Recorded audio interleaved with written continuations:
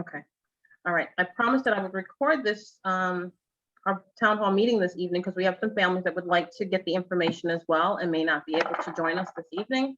But I know it's important information. I've been talking to a lot of families over the last few months, and over the years in general. And I know how challenging it is when we have kids with disabilities, and sometimes we don't always know all of the different opportunities there are for services and programs that are here in Brevard County. And there's some wonderful programs that do exist. But we also have some programs that we want to try to work on and, try to pull things together. That's just my tablet telling me it's time for the meeting. Sorry. So, but anyway, I wanted to make sure that all the families in Brevard get to know about some of the wonderful programs we do have available to them. And as we continue working together as a community, I hope that we can collaborate together. Again, letting parents know what programs are available, what other services that we're in need of, and how we can pull together to make sure that our families feel supported in Brevard County. So we'll give it a few more minutes. I've got, let's see, who else am I waiting for? I've got one or two more people that'll be jumping on, and then we'll get started, okay? Hi guys, how are you doing? Hope everybody's been doing well during this pandemic time. I know it's been challenging for a lot of us, especially being home with a lot of our kids. So it can be a little bit challenging. I've got families again, and Jason can speak to this as well. Jason works for the CARD program. And Jason and I've had several conversations over the past few months. Officer Paddington, how are you doing?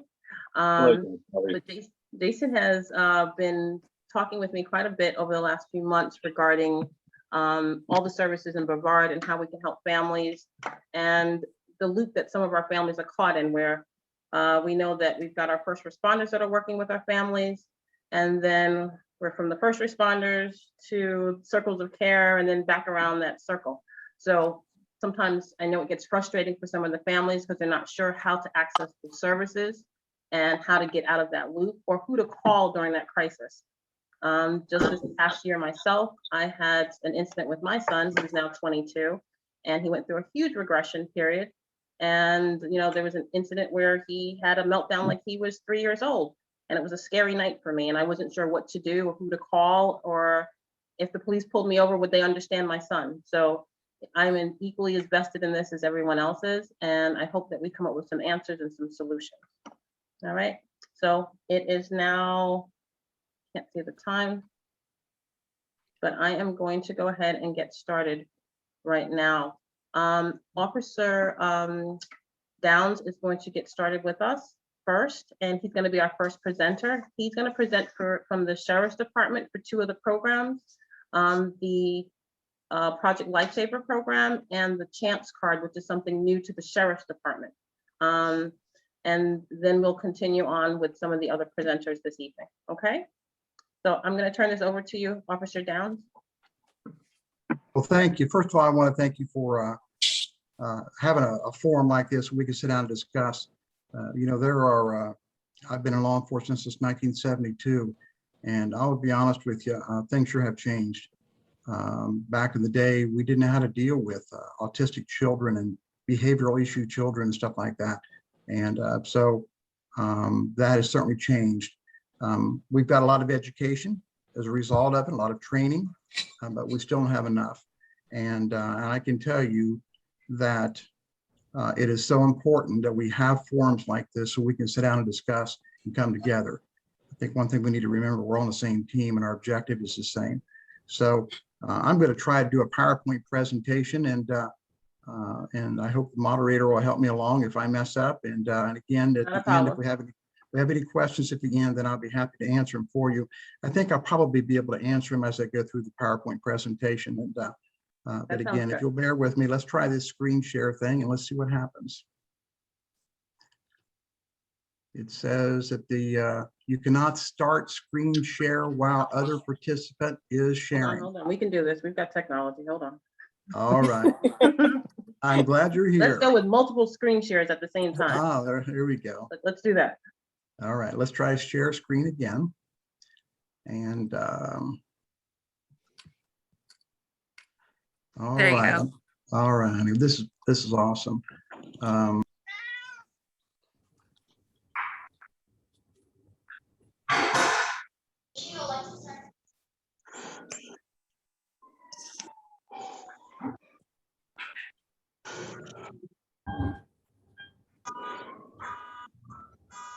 They're not hearing me.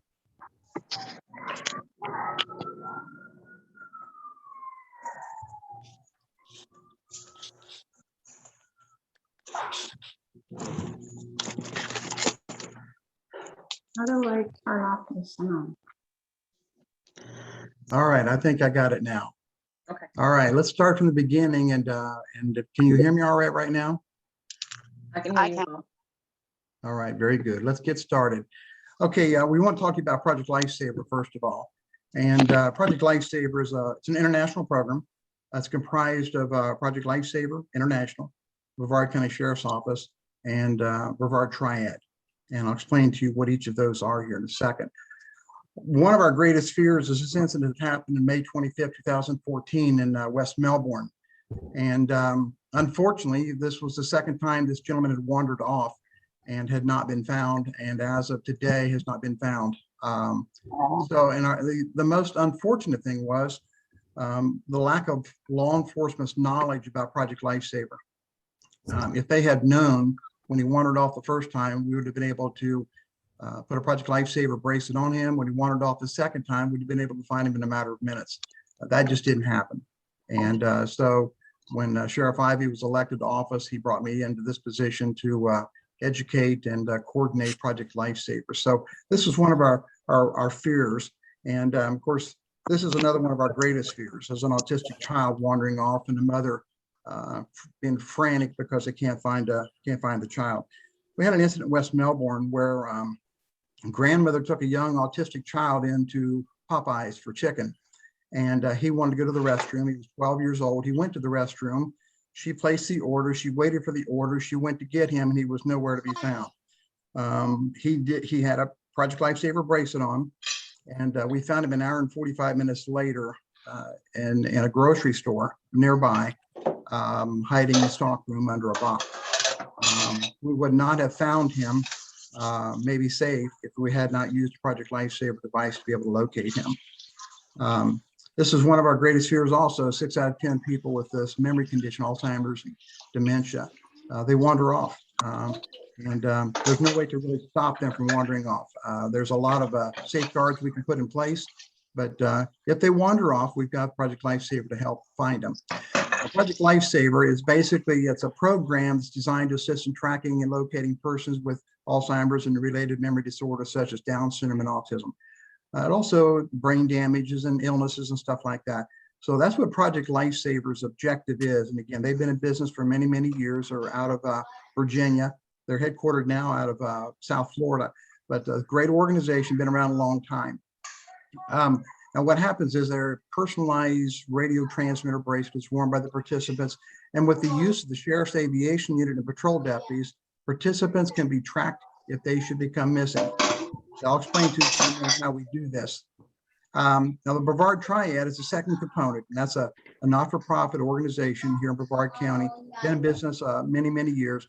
Their objective is to help seniors and people with disabilities to be able to help them with things like, for instance, elderly people don't have double deadbolt locks on their doors, alarms on their doors, and things like that. And so Triad raises the funds to be able to cover that. A Triad is the one that all the funding goes through for Project Lifesaver. So when someone enters into the program, Project Lifesaver is if there's any funds that has to be paid, and all the funding goes through Brevard Triad. Triad is comprised of every single law enforcement agency in the county, including the state attorney's office. And prior to COVID, we met every other month. We'll be meeting starting in June and meet every other month. And then we discuss what seniors and people with disabilities needs are, and we see if we can solve those problems for them. And again, they've been in business a long time. It's comprised of every single law enforcement agency in the county, including. I'm sorry. Could people who are not speaking, please mute their microphone? Excuse me? It's hard to hear you because some people are not muted in this background noise. If you're not presenting, could you please mute your microphone? Thank you, sir. Triad is basically the funding mechanism for Brevard County's Project Lifesaver. Now, the Sheriff's Department, what they do, they provide the resources, and that is the cars, the deputies, the helicopters, things like that. So when we have a missing person, the cavalry comes in and finds the person we're looking for. We find the bracelet. Sometimes people get a little mischievous and they take the bracelet off. It stays on them 24/7, but sometimes, especially with autistic children, they become agitated and they figure out a way to get the bracelet off. And then again, we have to go out and we have to find the bracelet, and then maybe have to attach it to the child with a maybe a leather strap or Kevlar strap. So, but anyhow, the Sheriff's Department provides the resources for us being able to operate Project Lifesaver. These are basically the criteria. It's going to be diagnosed with dementia, Alzheimer's, autism, Down syndrome, or brain damage. You know, we have some people that have been ill and run very high temperatures, and their memory is a little distorted. So, and they have a tendency to kind of wander off and not be able to find where they're going to. The second part of the criteria is no driving privileges. That doesn't mean you've taken their driver's license from them. The driver's license is nothing but a piece of paper. I've used a story before. My grandmother, many years ago, when I was a cop in Ohio, my dad called me on the telephone and says, "Go take your grandmother's license away from her."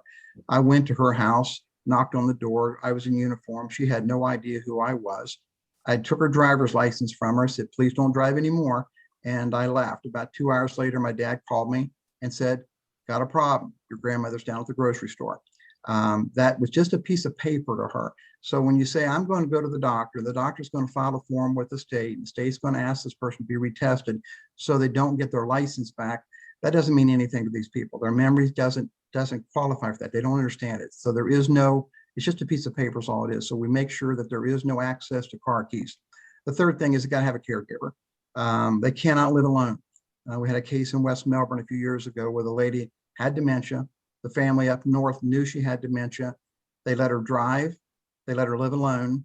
And one day when she was on Monday, she would go to church to count the offerings from Sunday.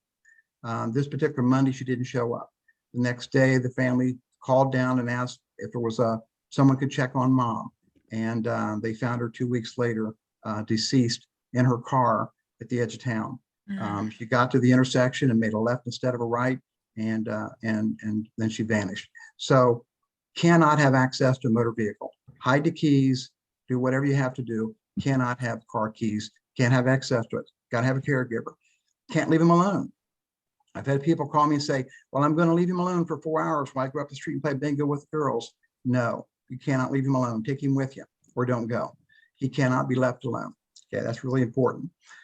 Is there a cost to the program? Typically, the only cost is $100 a year for the cost of the batteries. And the exception is if the device comes up missing, and then they would have to pay to replace that device. That's $390 to replace that device. But other than that, it's $100 a year. There are cases when the $100 isn't possible, and we understand that. And then that's the case, and we ask local organizations to step up and cover the cost of that if they would, and most of them do. How often are the batteries changed and by whom? We have deputies that change the batteries every 2 months. So the bracelet stays on them. We don't take it off.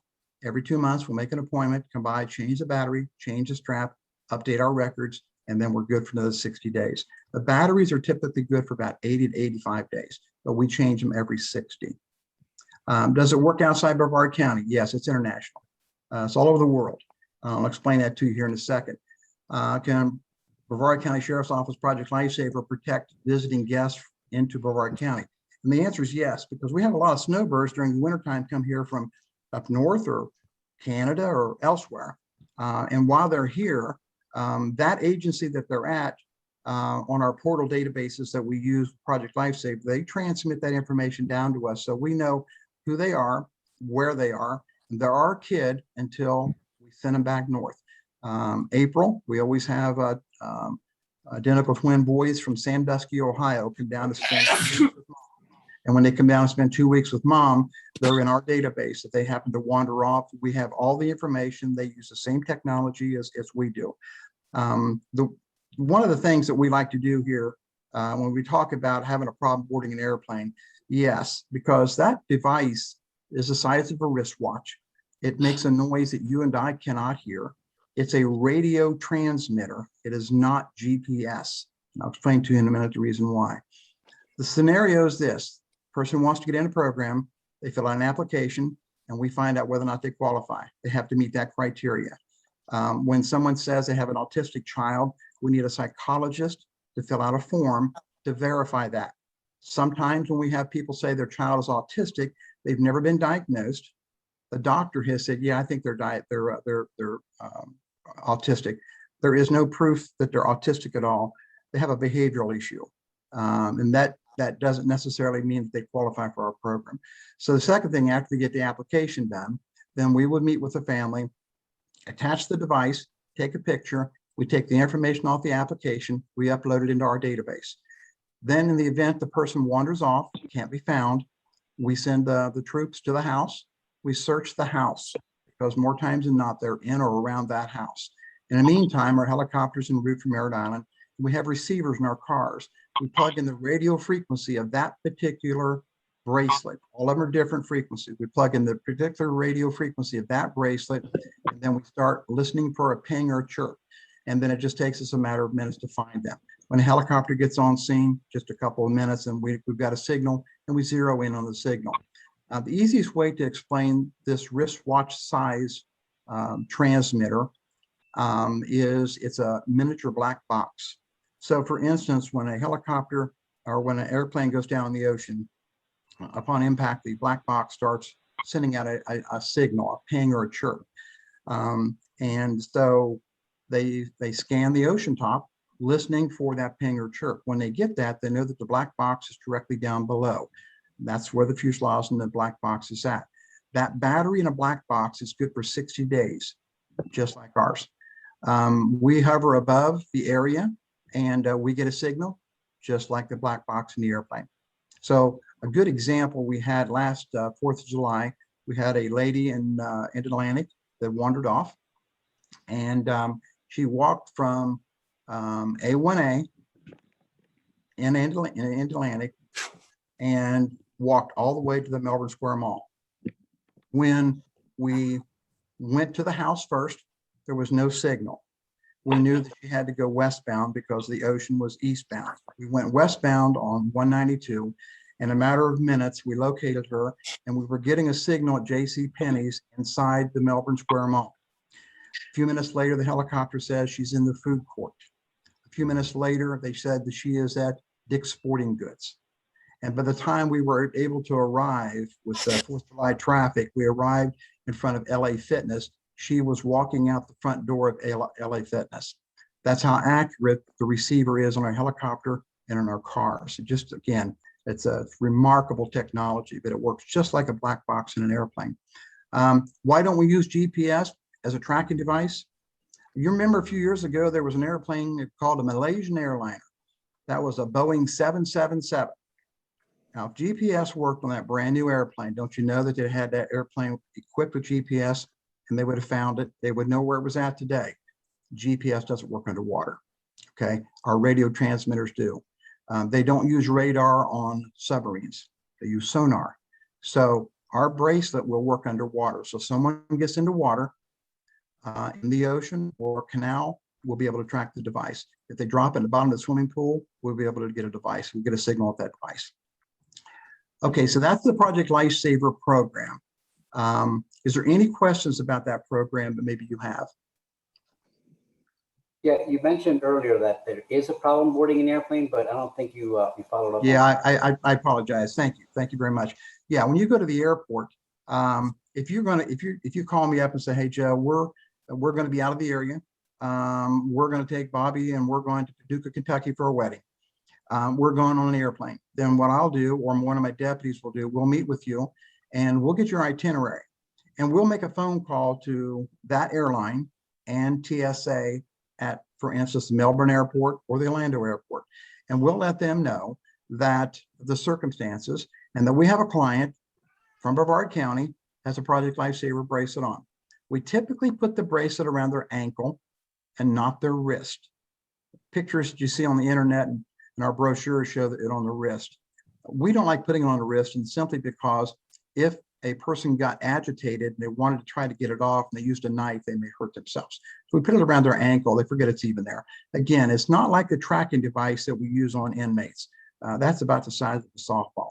This is very, very small. So what happens is when I meet with you and I say, hey, we're going to call the airline, we're going to call TSA. When we call them, they give us a code. I give you a passport, and on that passport, we put that code. When you get to the airport, you hand that passport to the TSA people. And what they will do is they'll say, okay, fine. And they use that code, plug it into a computer, and they know exactly who you are. And they know exactly that we have a person with a bracelet on that they cannot hear. But when they go through the turnstile at the TSA booth, it sends their equipment crazy. And we don't want them to mistake that for a bomb or something like that. So what happens is when they know that you're going to be there and they look up the password or the user number that we give you on the passport, what they do is they let you board the airplane without going through the turnstiles. They'll use a wand around you and they'll put you on the airplane first one on, first one off. So you leave Orlando and you arrive in Paducah, Kentucky. When you get to Paducah, that police department and that sheriff's department already has your information, including the photograph of our client on their database. Should you wander off, should that person wander off there, they call 911. That 911 operator in that jurisdiction is going to answer. You're going to say, my son, Project Lifesaver, we're here, this is where we're at, this is our radio frequency. They'll pop it up on their database and they'll see exactly who they're looking for. They'll send that picture to the terminal in the cruiser. So the computer will, and the cruisers will have the picture. Now we know who we're looking for. And then they'll find the person and return them back to where they were missing from. When you get back on the airplane, it's the same thing. You go back to TSA, it's a uniform number that they got, they punch in the computer. You go on the airplane first. You don't go through the hassle of being shaken down and shoes taken off and everything else. You'll be bypassing that and you go straight to the airplane. When you get to Orlando, your first one's off the airplane and you're on your way back home again. So if you don't let TSA know, or don't let us know to let TSA know, when you get to that airport, you may have a delay in boarding the airplane and may miss your flight. So that's really important that you let us know. And we work with them. We do all that work for you. You don't have to do anything other than take our passport, get to the airport, go to the TSA booth, and they'll have all the information there already in their computer. They know who you are and what you're there for. And again, you will not go through the security that everybody else has to go through. Is there any other questions? What Thank about if a family is, I know you said that it can cross over counties, right? So what about a family that is in Brevard? Do they need to let, if we're going to be in a different county or something like that, do we need to alert a different police department? How does that work? Yeah. No, basically what happens is if you call me up, say, hey, Joe, we're going to Daytona for the day, then that's not a problem. Okay. You're going to go to Disney for the day. That's not a problem. We're mostly worried about you're going out of state. Almost every single county in Florida has Project Lifesaver. Not all, but most. Okay. There are some small counties that don't want to go to the trouble and the cost of having to have a Project Lifesaver program. When the people come here from Canada, we've got a couple that comes from Canada, goes to Cocoa Beach, and they arrive in October and they leave in April. And the information is transmitted down to us. We upload it on our database and we protect that man while he's here. We change the batteries. We do everything just as if he's one of our own. And again, then we transport that information or transmit that information back to Canada when he leaves. I have a couple right now that's in Beirut, visiting family. The husband has Alzheimer's. They're from Palm Bay. They live in Palm Bay. We found him when he wandered off on a bicycle in Palm Bay, and they found him down at Sebastian a couple of days later riding his bicycle. The wife and the family thought it was best that he go back to Beirut to see the family for the one last time. So we worked with the government and we notified the authorities there. And believe it or not, in Beirut, they have Project Lifesaver. So it's international. Not every city and county's got it. Now you call me up and say, hey, Joe, we're going to drive to Paducah, Kentucky. Then you and I will get together and you map out your strategy, which route you're going to take. And then I will let you know between here and there, Project Lifesaver agencies between Melbourne, Florida, and Paducah, Kentucky. So that if you get into those areas, you call that agency and they will come to the rescue, just like we would here in our county. Until about a year ago, we got called to Disney from Brevard County on a pretty regular basis, simply because the surrounding counties did not have Project Lifesaver, and they knew we did. And when we took the program over, when I took the program over 8 years ago, we had 28 people in all of Brevard County in the program. Today, we have over 500 people in the program, and it's strictly word of mouth and people like you sharing the gospel according to Project Lifesaver and getting our people on board and helping us out. Did that answer your question? Hi, Susan Brower here. My daughter is wearing a Project Lifesaver bracelet right now. And she's actually listening. She was wanting to be part of this, but last week she walked off in Orlando. Actually, it was a week ago on Monday. They had to serve as the City of Orlando PD, no idea what Project Lifesaver was. Right. Orlando. No idea. Orlando, and then, OPD does not. Orange County Sheriff does. Well, this was, I mean, they should at least have an idea what it is, even if they don't participate. Mm-hmm. You know, we all can live with blinders on, and most of us that have children with special needs have to travel for our care anyhow. Mm-hmm. So, you know, that was just a big eye opener, not a complete shock, because we've had it for years. But then we traveled into Winter Park, where she became violent, and then they knew about it but did not participate. Mm-hmm. So, I mean, these are two different city county entities right next to each other in one of our major cities in the state. How do we do? I mean, I don't understand how they can have such blinders on. Well, you know, I'm not responsible for that county. I'm only responsible for mine and my 500 peeps. Okay. I would tell you, it's probably an economical thing. We provide the bracelets for Project Lifesaver through Triad and the Brevard County Sheriff's Office. Orange County Sheriff's Department, I pleaded with them for years. And when Sheriff Demings became a politician and not a sheriff, just before he made that transition, they implemented Project Lifesaver for the Orange County Sheriff's Department. They do it completely different. They talked to me on how many times I told them how to do it. They ended up, their program is same Project Lifesaver International. What they do is they make you go buy the bracelet for $390. You notify them. They put you in their database. If your child wanders off, they will send a $70,000 drone out to try to find him. Okay. I would have taken the $70,000 and bought the bracelets and made sure everybody had one that needed it. But I can't, you know, I can't speak to those other agencies. I would tell you that if you go to YouTube and put in Project Lifesaver, you're going to see thousands of videos, because there's so many agencies across the nation that have got them and use them, and they work. So, you know, in your scenario, if you would have got to Winter Park and your child wandered off, you couldn't find them, and if you call our agency, we'll send the troops over there to try to find him. By the time we got over there, they probably had found the child. Same thing when we get called to go to Disney. By the time we get there, the person is found, but we still have to load up and take off and get over there. And so again, I can't speak to their agency needs or and I totally agree that's something they need. You know, what we did was we had local organizations pay to get us started. And then, for instance, if you're a veteran and you've been diagnosed with a memory condition and you qualify for Project Lifesaver, there's several veteran agencies in our county that will pay the $100 a year. And if there's more because it comes up missing or something, those agencies will also pay for that. So, and when I pleaded with Orange County and said, there's organizations that will pay for this service, they weren't at least been interested. They decided to go a complete different opposite way than what we recommended. So I appreciate your daughter being in a program and I hope it works well for her. I think you can say today you're blessed that you've got Project Lifesaver where you live.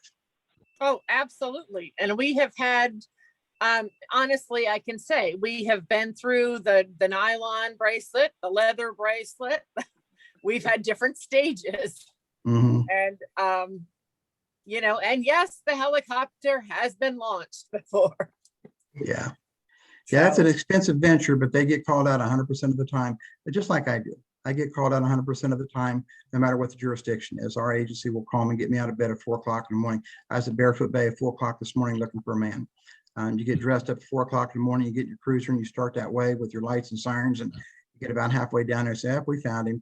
Then you turn around and get back home, and by the time you get home, you're all wound up, you can't get back to sleep. So, but that's what we do. That's what we well, signed up for. thank you. Thank you for your service. Hey, Susan, Thank let you. me ask you, by the way, does your daughter wear it around her ankle, or how does she tolerate it? Well, she tolerates it either way. Right now, she's wearing it on her wrist, but that is only because we've had good behaviors for an extended amount of time. Because on the wrist, it also becomes a weapon. Oh. Okay. It does. She. Now on the ankle, I mean, how do the It's waterproof. no, but how do They can go participants deal with it? swimming with it. They can wear their shoes Socks with it. or what do they do about socks and whatnot? Put it over it. Okay. Our son is a fanatic about socks. Yes, put it over it.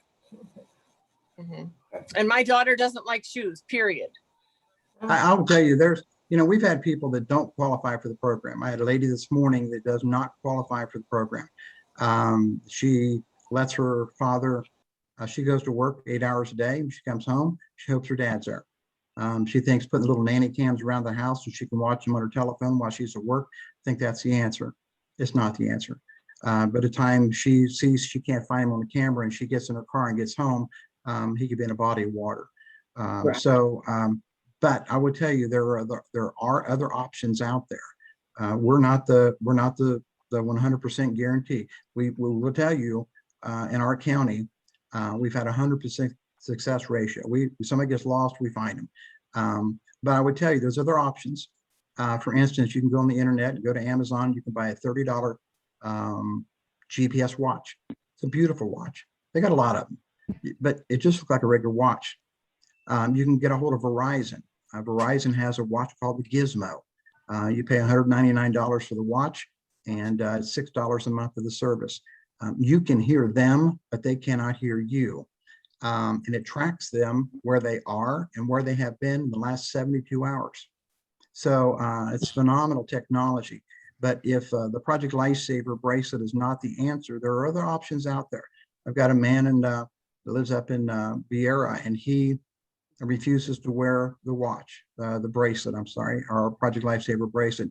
He lives in a gated community, a very secured gated community, and he rides his bicycle everywhere. His wife's okay with that. As long as he's in that gated community, we're okay with it. But he won't wear the bracelet. So what we did was he'll never be found without his bike. He's always with his bike. We attached it to under the seat of his bicycle. He has no idea that it's there. So where the bike is, we hope he'll be. And we've had to find the bike a few times. You have to get creative. Yeah, this is the, oh gosh, there it is. Can you see it? Yeah. That's it right there. That's the. Like I said, it's a watch. It's all it really is. That's all there is watch. to it. It doesn't look much different than her regular watch on this arm. That's a regular watch. That's awesome.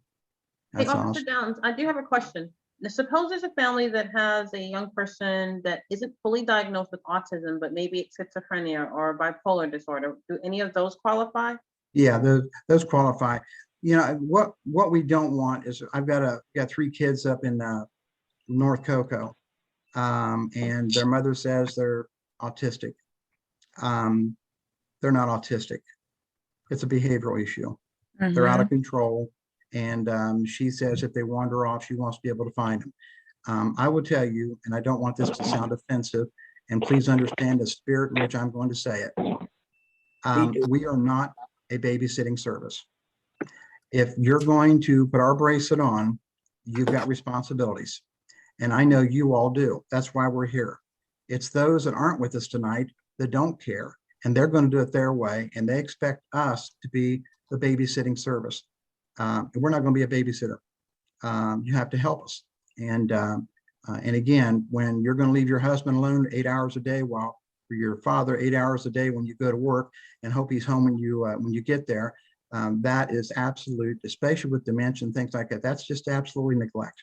And so that's just wrong. But Miss Brower, I appreciate your helping us out there. That was awesome. I appreciate your being home tonight helping us out. That was awesome. Thank you.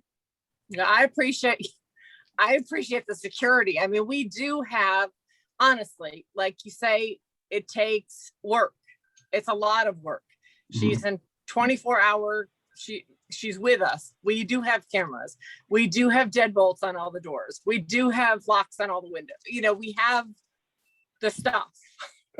But it's a couple of things, you know, I'm glad you mentioned that, because what Triad does, one of the things we recommend people to do is when, for instance, a deadbolt lock's good. Okay, we don't have a problem with a deadbolt lock.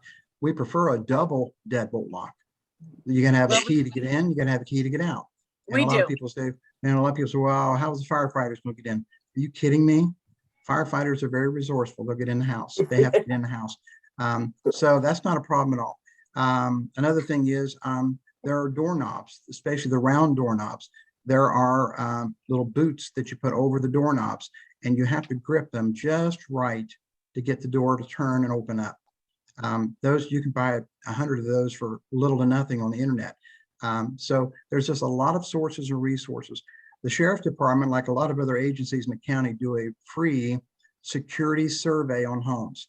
So if you called us up and say, hey, I need you to do a security survey on our house, we'll come out and spend about a half hour going through your house, and we will give you pointers as to things you need to do to help make your house more secure. We leave you with the information, we get in our car and we go home. You'll never hear from us again, okay, unless you call us. A lot of people think, well, you're going to come back and write me a ticket or something. No, our objective is to make sure your house is safe and secure. And not only because of the children and the adults that we're having to take care of, but also because of the burglars and stuff like that. You know, I wondered 8 years ago when the sheriff asked me to do this, why me? You know, you say that sometimes, why me, Lord? And the Lord sometimes shows you. I had no idea. 16 years ago, my mother and father-in-law moved in with my wife and I. One of the greatest blessings of all time. Absolutely one of the greatest blessings of all time. And they've been here 16 years. 3 years ago, they were both diagnosed with dementia within 3 months of each other. My wife has been a real trooper. She has to deal with it 7 days a week, 24 hours a day. In October, we had to have them placed in a home because it come to a point in time we couldn't deal with it anymore. Not because we couldn't deal with their behavior, but we couldn't deal with their unpredictability. We have no idea what they're going to do next. Now, she was not mobile. Her brain quit telling her legs to move, so she was basically in a wheelchair all the time. Now they're 88, 93. She'll be 94 next month. And again, their mind has totally left them. But I said, okay, Lord, I know now why. I know why you've got me doing this. I have a better understanding of the condition that they've got because of what I'm doing. So I didn't mean to get off on a tangent and share a testimony with you, but I really believe there's a reason why I was put in the position I'm put in, and that was to be able to help people like my in-laws when they have situations like that. I'll tell you one story, and I'll move on. We've got a 53-year-old man that lives at Patrick Air Force Base. It's full-blown Alzheimer's. Now think about it, 53 years old, okay, full-blown Alzheimer's. He's a Top Gun pilot. Now, the government detected something wrong with his brain about 4 years ago when he landed his jet plane in the wrong city, in the wrong state, in the wrong country.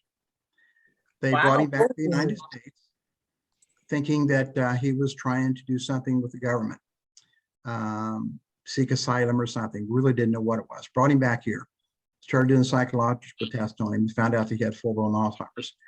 They bring him back to Patrick Air Force Base, which is where his wife and kids were at the time. They thought they could deal with it. And then I get a phone call on Saturday afternoon to get to Patrick Air Force Base. They need help. I get out there and they had found him. He was not in our program at that time. They found him walking down the runway of the airport at Patrick Air Force Base. And because that's what he knew. That's where he wanted to go back to. So got him back home, got a bracelet put on him. He's 53 years old. He lived about 9 months after that and passed away.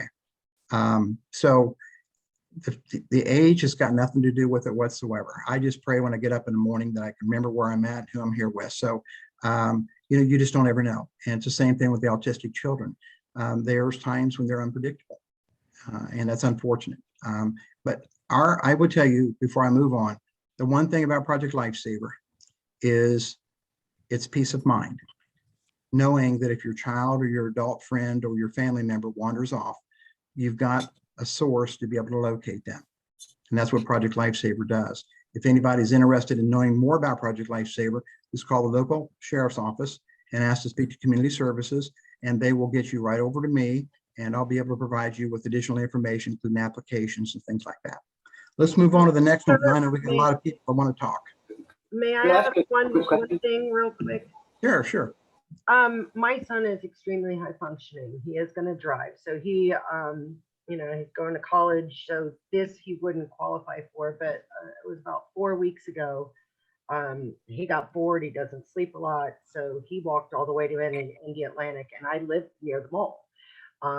In a situation like this, you name the gizmo and something else. Yeah, you can go to Amazon and buy a GPS watch. You can actually buy a GPS and slap it in the car glove box or under the frame of the car, and you can keep track of the vehicle at all times, providing he's in the vehicle. But you can buy from Amazon a gizmo watch, or you can go to Verizon and buy the gizmo watch, or you can go to Amazon and just put in GPS watch, and you'd be surprised the number of watches they got all shapes and sizes and all cost.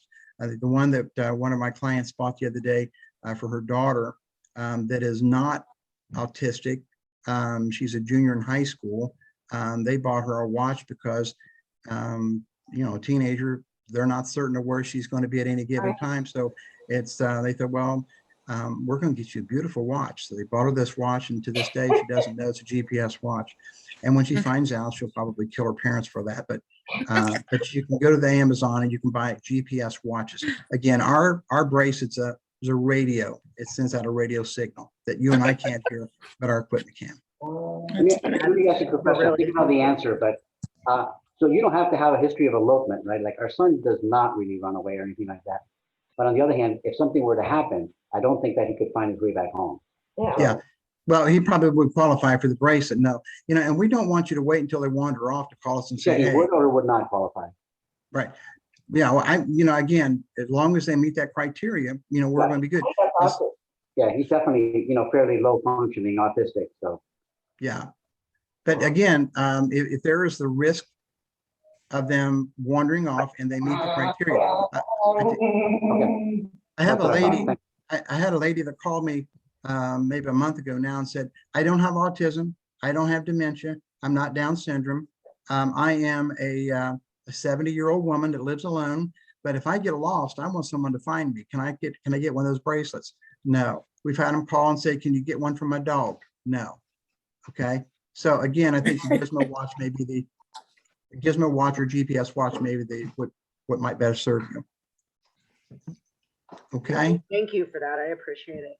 All right, let's move on to the next slide. Hey, we want to talk a little bit about chance. Yeah. Lenore, the program that he's talking about right now may be more suitable to Ronnie. So listen to this, okay? Yeah, and again, there's other agencies that got it. We've had it for a little while, but the chance is a great tool for law enforcement, so that when we encounter a special needs person, and we're able to locate that in their wallet, hanging around their neck, or in their pocket, it tells us immediately what we're dealing with. And we're going to look at them a little bit different than we do somebody that may be giving us the impression they're under the influence of narcotics or alcohol. Okay, so this is who the program is named after. This is Chance right there, and he helps promote the program for us as well. The lady to the right is our manager of the community services. That's Debbie Caudell, and she has been with the agency about 1.5 years now. Got a long list of credentials in law enforcement, in particular with community service things. So Debbie couldn't be with us tonight, so but she wanted to make sure that I got you a picture of Chance, where the program's named after. Basically, what we want people to do is carry the card.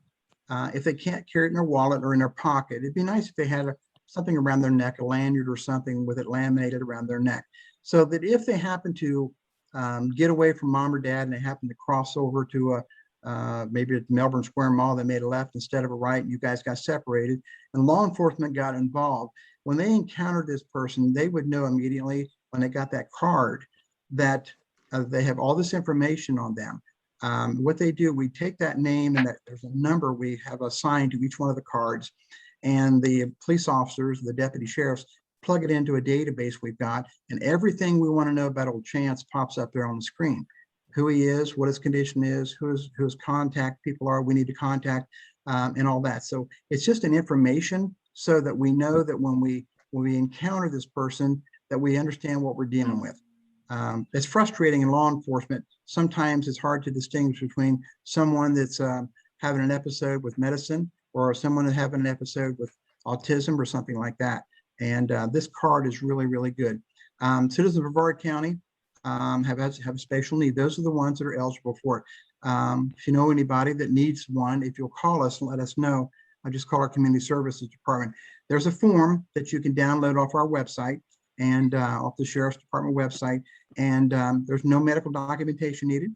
The proof of guardianship, something like that we would need if you brought your child into our precinct to fill out the paperwork. We'd need to know that you are in fact the child's parent or guardian.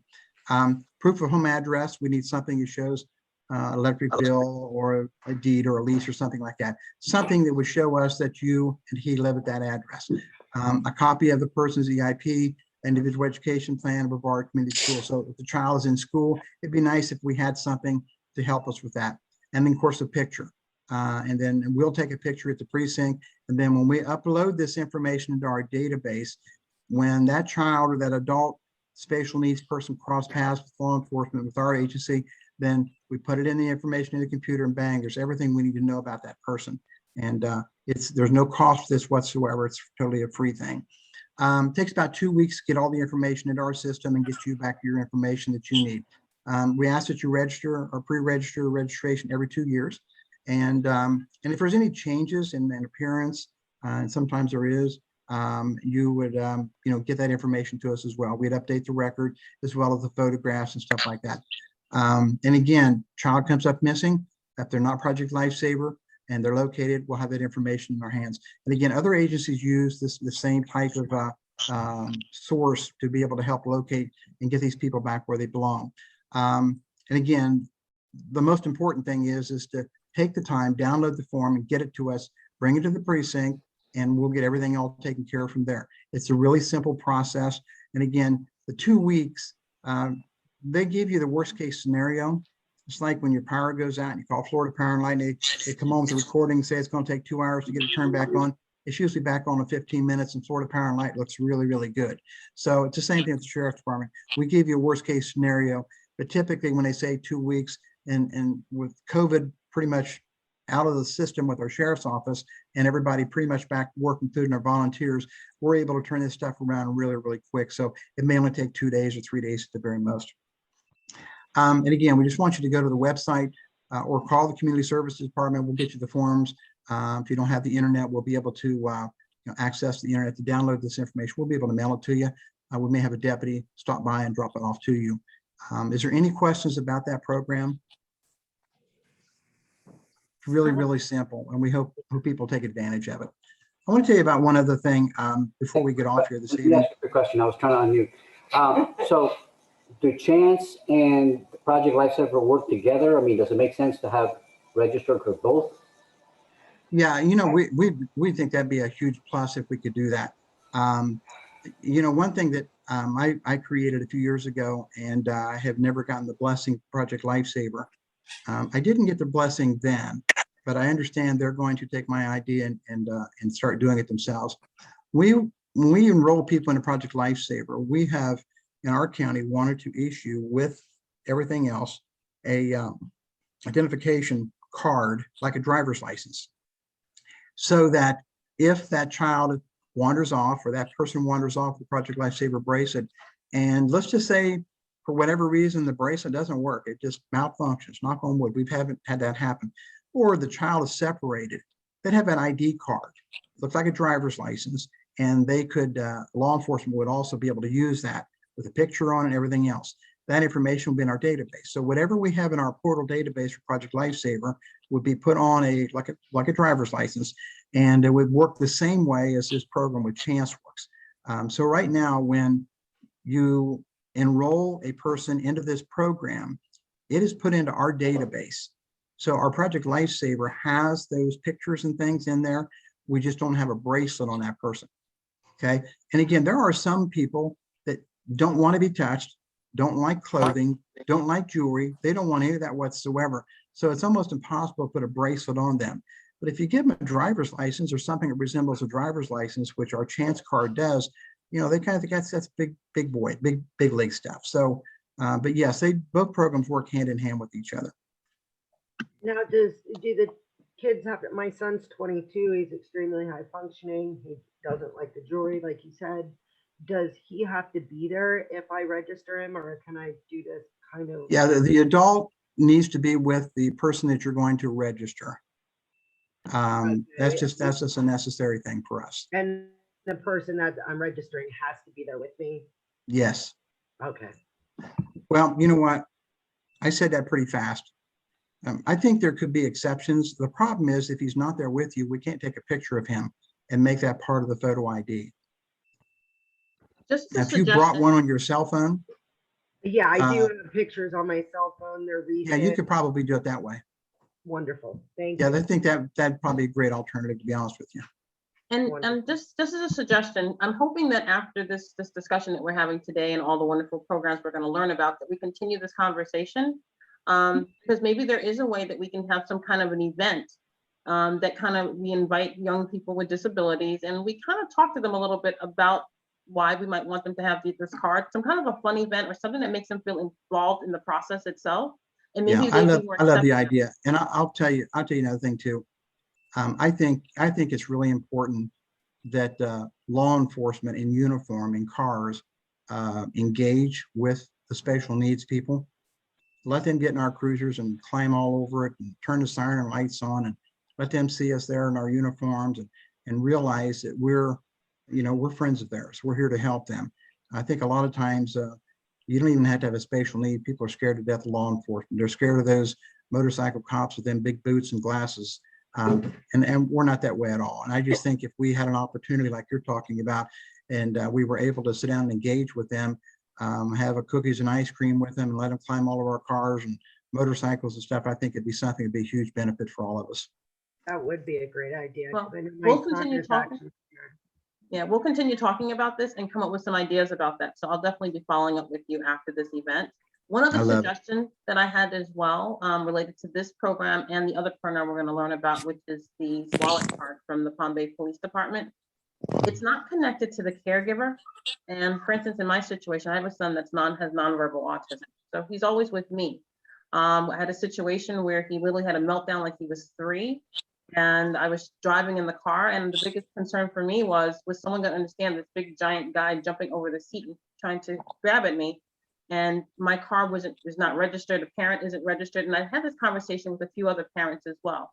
Is there a possibility of maybe having the caregiver also register at least our vehicle? Because since we're driving, another situation happened a few months ago where there was a fire on the highway and my son got a little agitated. And, I was able to calm him back down. But in that situation, he could get acclimated in the instance where I'm driving. And like I said, I've talked to other parents about similar situations. So maybe as a suggestion, that could be something. Yeah, I don't know of anything off the top of my head that would work. But I will tell you, I think this is a conversation you need to have with your legislator, one of your local legislators. And that might be a great opportunity for them to be able to have your license tag designated. So when we pull your tag up, when we're getting ready to pull you over, it indicates that there's a special needs situation there. Exactly. And so that would be a legislator that I would speak to about something like that. The Palm Bay officer may have a better idea. I'm sure he probably does, but I would tell you that's probably where I would start and say, is there something that could be added to our license tag information so that when they pull in behind us and they're going to pull us over, that something indicates. See, right now, if you pull over a registered sex offender, it pops up and tells us they're a registered sex offender. Okay, so there may be something that they could do to add that to the tag profile that tells us that car household has a special needs person within. And then that would also help the officer, because maybe that special needs client has happened to got the keys to the car and is driving erratically and stuff like that. And the officer knows when they pull them over that they know what they're dealing with. At least have an So idea. Good idea. What about putting like a decal on the back of the car? Yeah, you know, the problem is with the decals, you can buy those off the internet all day long. I Okay. saw yesterday for $50, you could buy 50 COVID cards. Okay, so Oh. I think the tag, something that would indicate on the tag would help us in law enforcement know what we're dealing with. We don't want to walk up there and alarm that special needs person at all. We've had DUI cases where the person wasn't under the influence of alcohol or narcotics. It was a diabetic or a medical situation that was making them drive erratically. And we knew that once we walked up on them. But on a special needs autistic or something, you don't necessarily know that until you walk up on them. And then you may be thinking it's something other than autism or something like, and if it's a Down syndrome, we know what we got. But if it's autism or dementia, we don't know what we've got. Right. So maybe they something on may- the tag might be an idea. Yeah, they may have multiple diagnoses. That's true. So We're running into more and more bipolar, schizophrenia. we have them. We've been running into that more than Yep. ever before.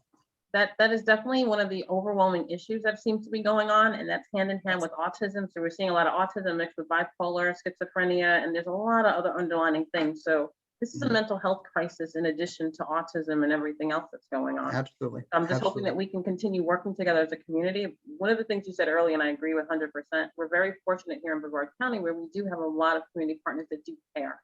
So that's the root source of all of it. And if we can pull together and pull our resources and pull together and figure out how to make this better for our families, because my heart goes out to our families that are in that cycle where they're going around and around in the pinwheel. Yeah. You know, and I loop. know, and it's tough for the There's a kids. lot of help out there and a families. lot of resources that they don't even know about. Exactly. So anything you can send our way, we would love to do that. We want to continue this conversation. I think the fact that you've had this forum this evening is an awesome start. I want to share one other thing with you before I get off your line. I've got another call I've got to get on. I'm going to tell you about something that you may or may not have heard about.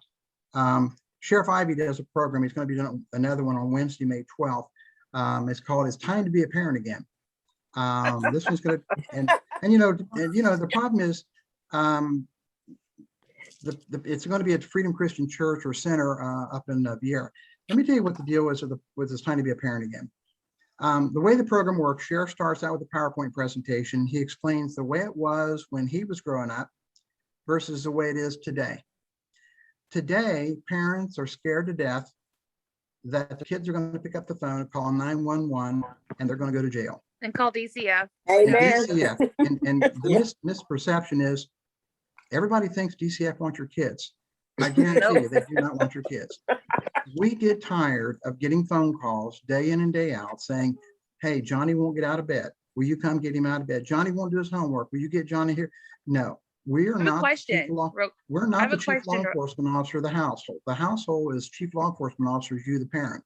So what we try to do in this program, Sheriff does a PowerPoint presentation, and then towards the end of the program, he has 8 members of our chain gang come in and sit on the platform, and you can ask them any question you want to ask them. Now, the purpose of the chain gang, first of all, they're volunteers. They love getting out of the jail. They love being able to eat good food, and they get to eat good food in the van on the way down to the church. But they get on the platform and they're able to share the mistakes that they made, and they encourage the kids that may be there not to make the same mistakes that they made. They tell them, stay away from peer pressure. Don't be afraid to say no. They tell us who their hero is. More times than not, it's mom or dad or grandma or grandpa. But the program is a phenomenal program. We had it a couple years ago at Calvary Chapel in West Melbourne. We have 3,000 people there. The program is just phenomenal. So if you think you or we've got people raising grandkids. Believe it or not, there's over 700 grandparents with legal custody in our county. That doesn't count the ones that are raising their grandkids without legal custody.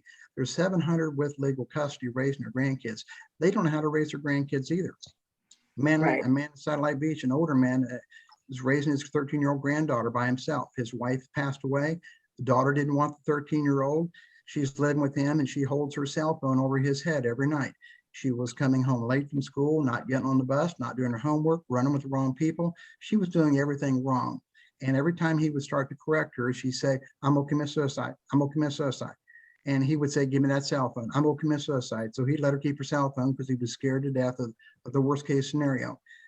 He came to one of these programs and heard what all the sheriff had to suggest for people to do to raise their children and grandchildren without having to worry about law enforcement or DCF.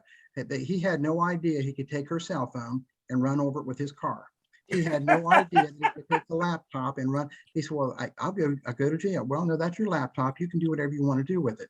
But when he came to this program, he realized the rights that he had as a parent, and he needed to be the chief law enforcement officer of the household. And that is what he took those tools home and slowly but surely started implementing them with the granddaughter. He didn't need to be her best friend. He needed to be her grandfather. And he needed to be her grandfather first and her best friend second. And before you knew it, gradually, they became very close. She's now getting her homework done, coming home on the school bus, doing everything the way she's supposed to. And again, it was going to the program and learning the do's and don'ts. And the sheriff will tell you, discipline is fine as long as it's reasonable. And he'll go into that. State Attorney Archer will be there and he'll explain reasonable. You know, you want to spank your grandchild or your child, that's your prerogative, as long as it's done reasonably. So I just want to encourage you, and we're having these all over the county. We've got one going into Titusville soon. Then we'll work our way back down to the south. But this is going to be in Viera on the Wednesday, May 12th. And if you just go to our website, it's timetobeaparentagain.com and pre-register. And there's all kind of information on there about how you can be a good parent.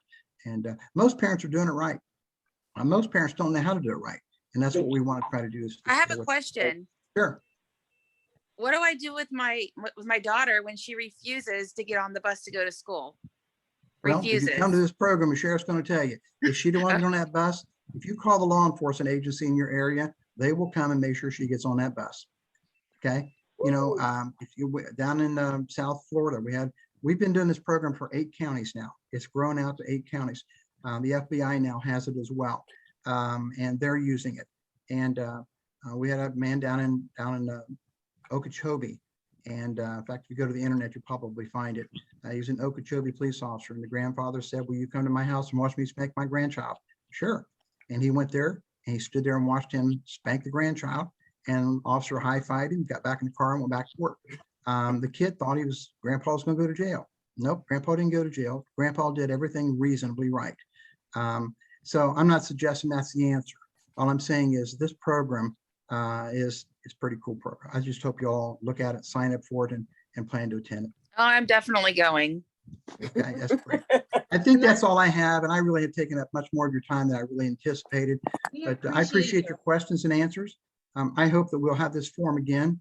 I hope that the day will come in the near future where we'll have this conversation face to face versus over a Zoom. Who would have ever thought in a million years?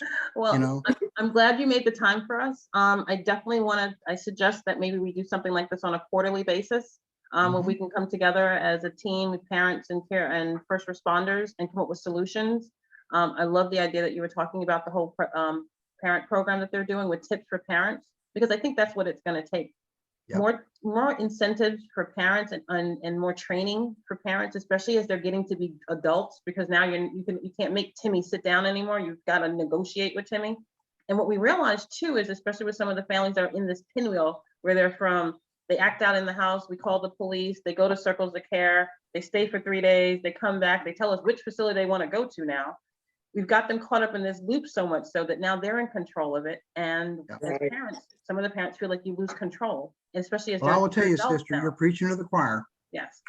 So like I said, anything that we can do to come together and come up with strategies as caregivers and as first responders, as much as you guys are tired of running after them, we're tired of running after them too. Yeah, and like I said, I agree. I agree. It's a well, listen, got to head off to another detail. I wish you all well. Thank you God so bless much. We you. will definitely and, reach out. Thank you. And Thank if you you. don't invite me to the next one, I've got your license tag number. I know where you live. Thank Okay. you so much. Y'all have a Thanks so blessed much. night. Thank you. Too. Thank you. Okay. Next up, we're gonna have Officer Brett Pennington. Brett, you're in there? Yes, can you hear me? I can hear you. All right, I'm gonna try to put up your presentation. Give me a minute. See if I can do this.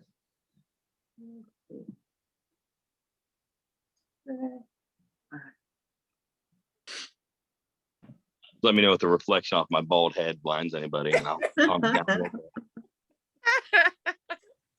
We like your bald head. We'll keep that. And thank you again. I don't know if everyone knows, but we recently, I just recently started an adult program called ABG Work. So if you see that anyplace, that's us. And Officer Pennington has been awesome enough to come by. He spent the day with us in our program, which was wonderful for the kids, because actually some of our kids were his kids who were running around. So it was nice for them to get a chance to interface, as we said, with the police officer, realize that he's really just a cool guy. And then a couple weeks later, he came back and he gifted us with a basketball hoop. So they think he's incredibly awesome. So we're kind of liking him. We're going to keep him as well. And he's the officer that drives around in the autism vehicle. And he happens to have 3 sons with autism himself. So he's going to be on our team for a long time. Okay. All right, I am going to, and just so you know, this PowerPoint presentation that I have, I'm going to send this out to you guys afterwards. It's got all the links, little tidbits of information. So I went ahead and put that together too. And it's got all that good information for us about all the different programs. All right, here we are with the wallet card. I'm going to go to the website. So let me do it.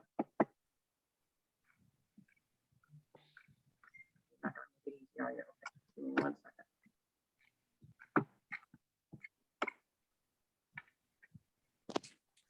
second. Bear with me. If you want, Jack, I can do without the PowerPoint. I talk a lot. I'm used to Okay, it. you that talk way. and then I'll figure out how to get it up there. All right. Hello, everyone. I'm a Palm Bay police officer. I work the streets. I go to every call from neighbor disputes to a murder to anything you have. And I'm also the autism coordinator for the city. I've been here for 10 years, pushed 10 years in November. So I've been here a little while. I used to be skinny, used to have like Fabio hair for the people that are age and, understand what I'm talking about. But 10 years being a cop has weathered on me, along with identical triplets that all are nonverbal ASD. So I'm only speaking to you as a police officer that's familiar with the situation, but also a ASD parent of 3 kids who have different needs. And we all know every child's different, has different things that they display that we need to be aware of. Tonight I'm gonna cover the wallet card program with everyone. So the whole idea of the program, it is a multi-organizational approach to promote education and understanding. So when officers come into contact with someone that has intellectual disabilities or ASD, that we can basically communicate with them on a higher level, so we understand what we're working with and they can understand what we're doing. Sorry if I move my hands a lot, I apologize. I'm my hand mover, I guess. So the whole thing is this: the wallet card program is kind of like the chance program. So I feel like it's similar in a lot of aspects to that. So if you hear me repeating a lot, it's similar to that. This was made by an agency down south, basically piggyback with it, so they keep some of our stuff. But the wallet program kind of works like this. So the wallet program is kind of like a driver's license, like you said. So what happens if your child is out by themselves, or your adult child, or a ASD person is out by themselves, they come in contact with a police officer. At that point, this gives them an opportunity. Like, my kids are nonverbal and will likely be nonverbal forever. So it gives them a chance to communicate with officers. So an officer like me will understand what's going on, and for someone who can't communicate verbally with an officer. So this wallet card will be handed to them like a driver's license.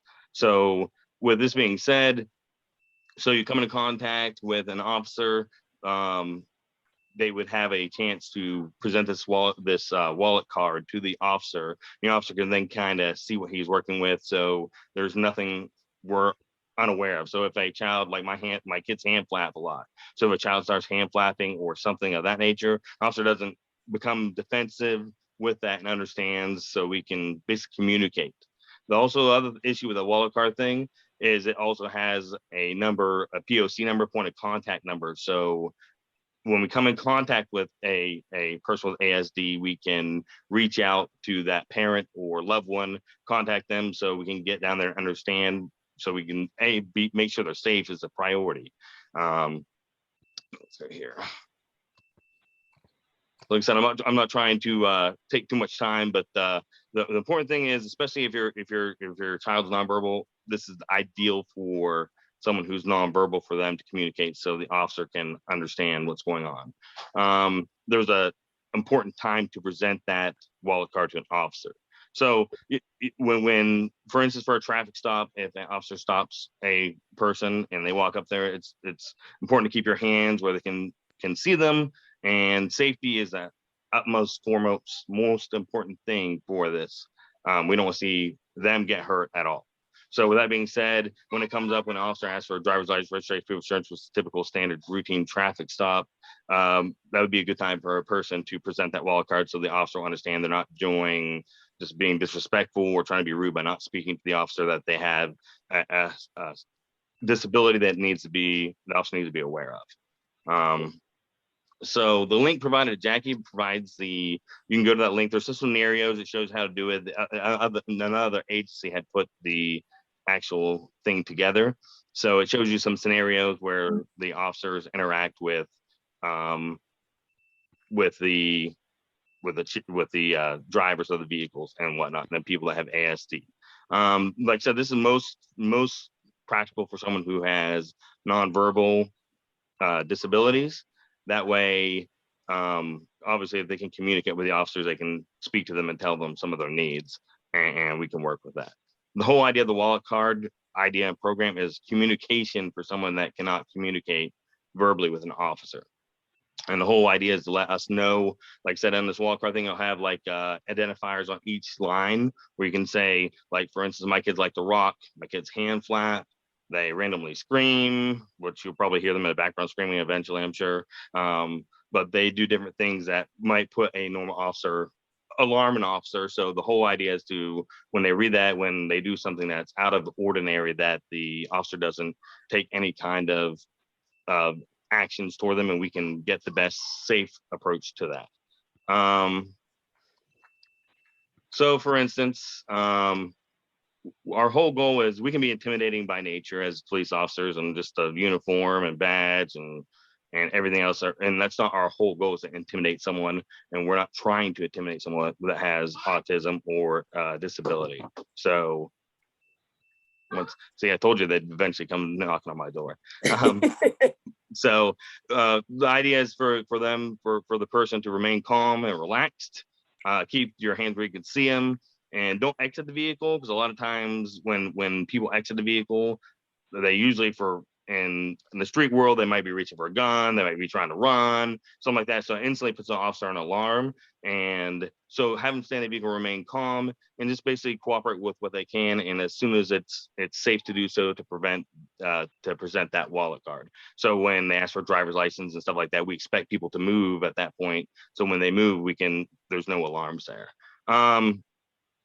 So back to a couple of stories or whatever. The whole idea of this wallet card program and what I want to portray to parents is communication, because communication is key to success with the person with disabilities, us, and you guys. So without communication, we can't resolve whatever issue we need to resolve.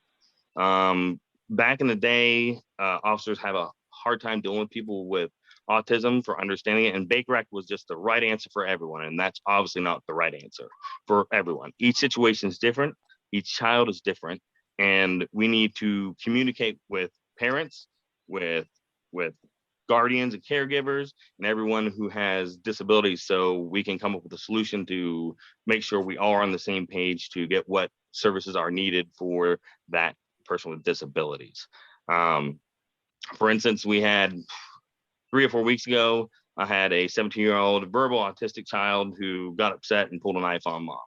He chased her down the hallway, and we got there, and mom wasn't totally a fan of a Baker Act at this point, but we kind of talked and worked out some kind of agreement to where we can get some help. Our whole goal was to get whatever services are needed for that time, where everyone goes home safe. And unfortunately, we're limited with our, we have circles of care. There's, I think, Palm Point up north and Titusville, I believe, is located, but there's limited resources for mental, like circles of care is the place we normally go to.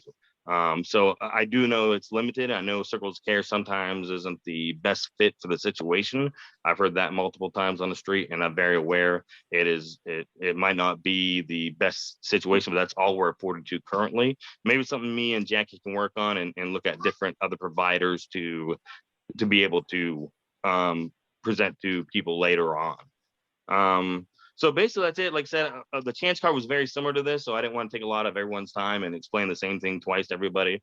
I mean, my goal is not to waste your time by any means, and just to open up communication and give you a face to talk to. If you need to speak with me, feel free to call me at any time. I mean, you call the police department, they'll get a hold of me.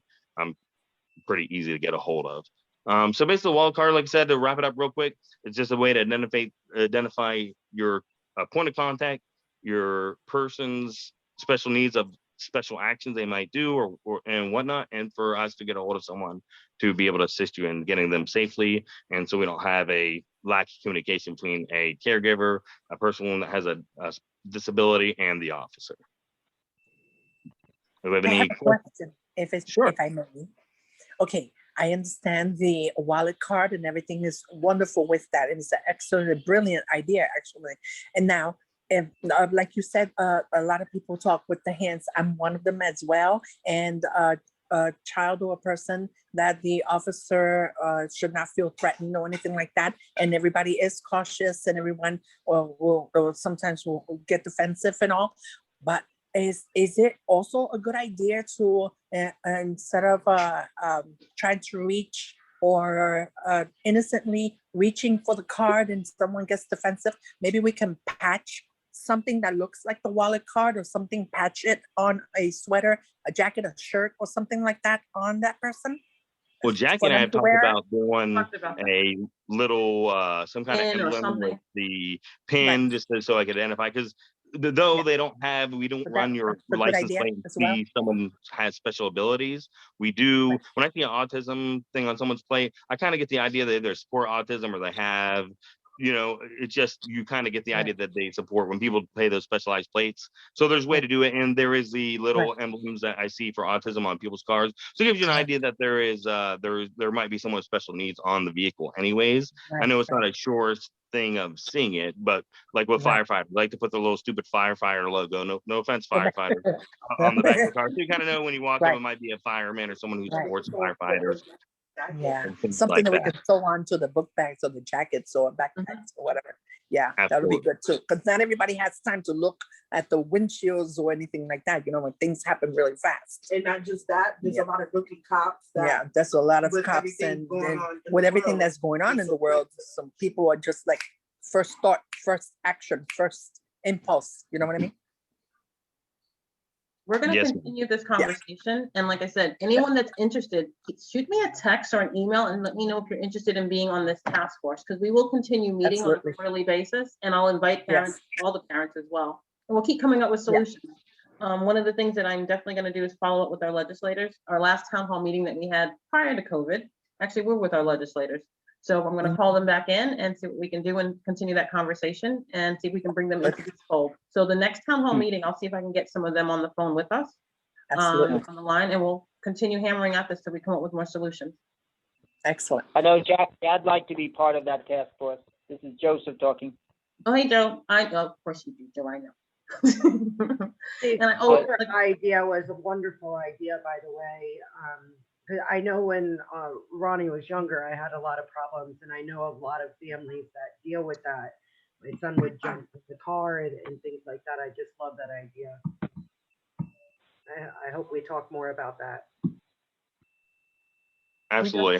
Hopefully, if you have any ideas like that, Jackie can reach out to me, and we can brainstorm things together. And we're all here to do what's best and safe for our people with special needs. That's what our whole goal is. And trust me, it may become a great idea, and we can implement it and it work out well for everyone. I wish Yeah. they had this when I lived in Palm Bay. My son, that's what he went through most of, geez, you guys were there every couple of weeks. So this is a great program. Thank you. Yeah. And Officer Pennington, now, I know you said that the card is also used primarily with kids that are nonverbal in terms of speaking, but Yeah. kids that may be more high functioning, if they're out and alone by themselves, this is a good card potentially to have as well, so that, again, the officer can know that something's going on. Absolutely. The whole, I mean, it's ideal for that situation. It'd be ideal for any situation that they might display some kind of things that are not normal, if you would, that might alarm an officer or whatever. So anytime that anyone could present it that would have anything that would be not that they show some kind of disability would be ideal for that. It's just nonverbal people are unable to communicate. So it's a way for them, a form of communication for them to communicate with the officer. How long does the registration process take in your system? Now, we don't do the registration parts actually because it's a multi organizational thing is done down south. Okay. So I would have to get with them, but I can find out for you and get back with you on that. Okay. And then once you go into that system, how does that work? Like is it similar to the Champs card where you're in the sheriff's department, but once you're in the wallet card, who are you connected The wallet to? card has the information on the card itself. So it can be used at any, I mean, you can walk up to anyone that is an officer anywhere, and you don't have to be a sheriff's office to be able to access it. So it's basically the card with the information in short form. So anyone they come in contact with, they can access their information because it's on the card itself. Gotcha. Okay. Good to understand. Any other questions, guys? All right, I've got 2 more speakers, and I know time is ticking on quickly. I'm gonna move on. Officer Pennington, thank you so much. Your support is definitely welcomed. And like I said, I look forward to Jackie, with you. is this available in Rockledge? Or is this only Palm Bay? You can, it's put on by us, but if you go there and you put the information in there, they'll send you a card. I don't think they're going to exclude whatever they pay for the wallet card. They'll send it to you for wherever, and you can present it up there. And I'm sure, I don't know if Rockledge is aware of it. I'm sure they are. I just know we're trained in it and we're all aware of it in Palm Bay. We're very familiar with the system. It just, I don't know what Rockledge's things are, but they can still present it to them. An officer will read anything they're presented, hopefully, up there. I don't know sure if they're the county program is also in Rockledge. I mean, yeah, just saying. And hopefully for the next town hall meeting we have, depending on what area you're in, I would welcome you guys to invite other law enforcement agencies. I would love to have some more law enforcement agencies and representatives. They may have other programs and things that we're not aware of. I don't know what everyone else is doing. So like I said, this is the first stab at the agencies that I knew about in particular, and the ones that have specific programs related to our disability community. But let's keep digging further and find out more about some of the other agencies and organizations. Okay, so if you guys find out more, send it to me. I'd be glad to go ahead and reach out to them as well. And let's just keep working on this, all right?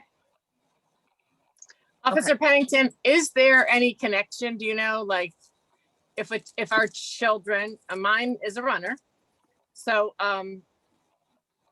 I think, I swear, everybody knows her name in Palm Bay now, but that's okay because I want them to know. I mean, I've had officers drive by and just see her out walking by themselves and stop to question her because they know she's not allowed to be out by herself. Well, that's a good thing. That was probably your wife, but you know, Probably. and it actually wasn't. I know which officer it was, just not by name. And Julia says that's the mean officer. But yeah, no, it wasn't your wife. Your wife is a mommy. But is there like something that can, I don't know. I really don't know what's in the system. I just know when I call and say it's Julia Brower, ding, ding, ding. It seems like everybody knows who she is.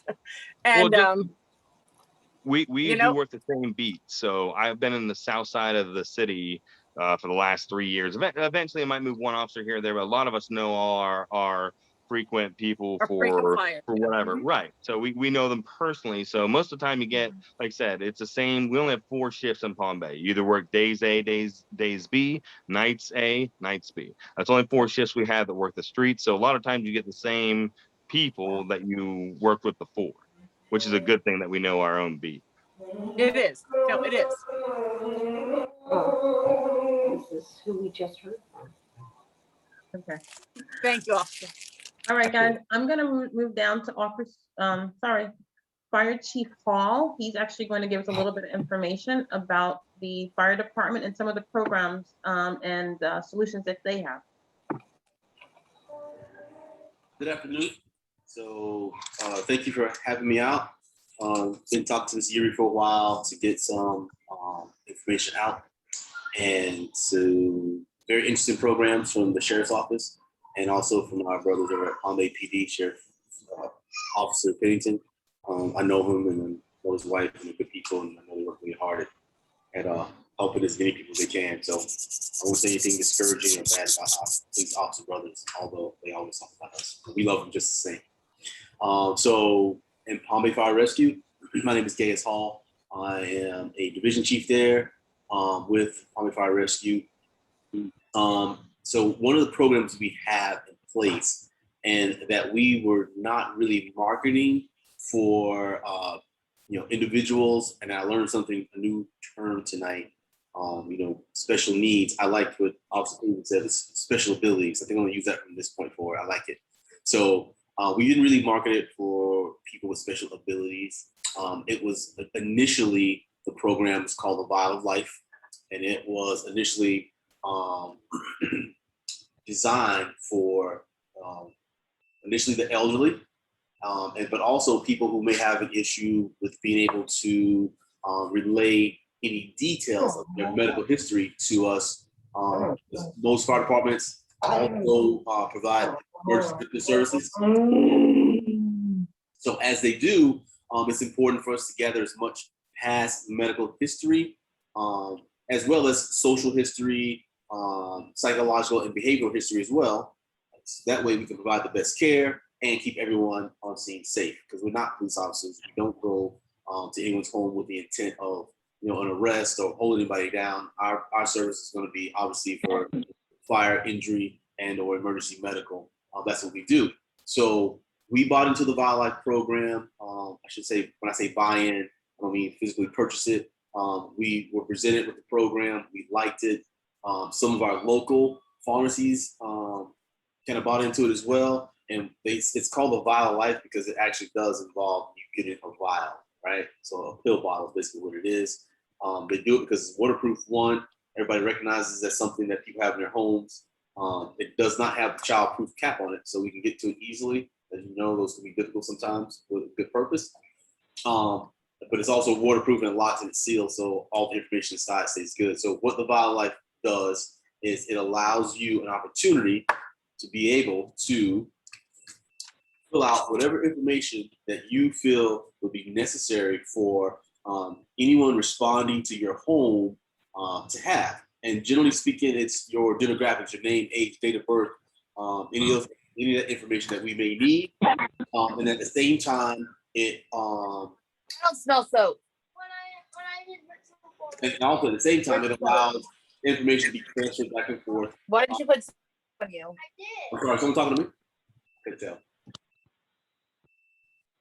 Okay, it allows information to be transferred back and forth for the EMS crew so they can transfer the information to the hospital if we transport you, or if there's something that you may need from us particularly. So with the Vial of Life program, it doesn't cost you anything. It's absolutely free. You only have to request it.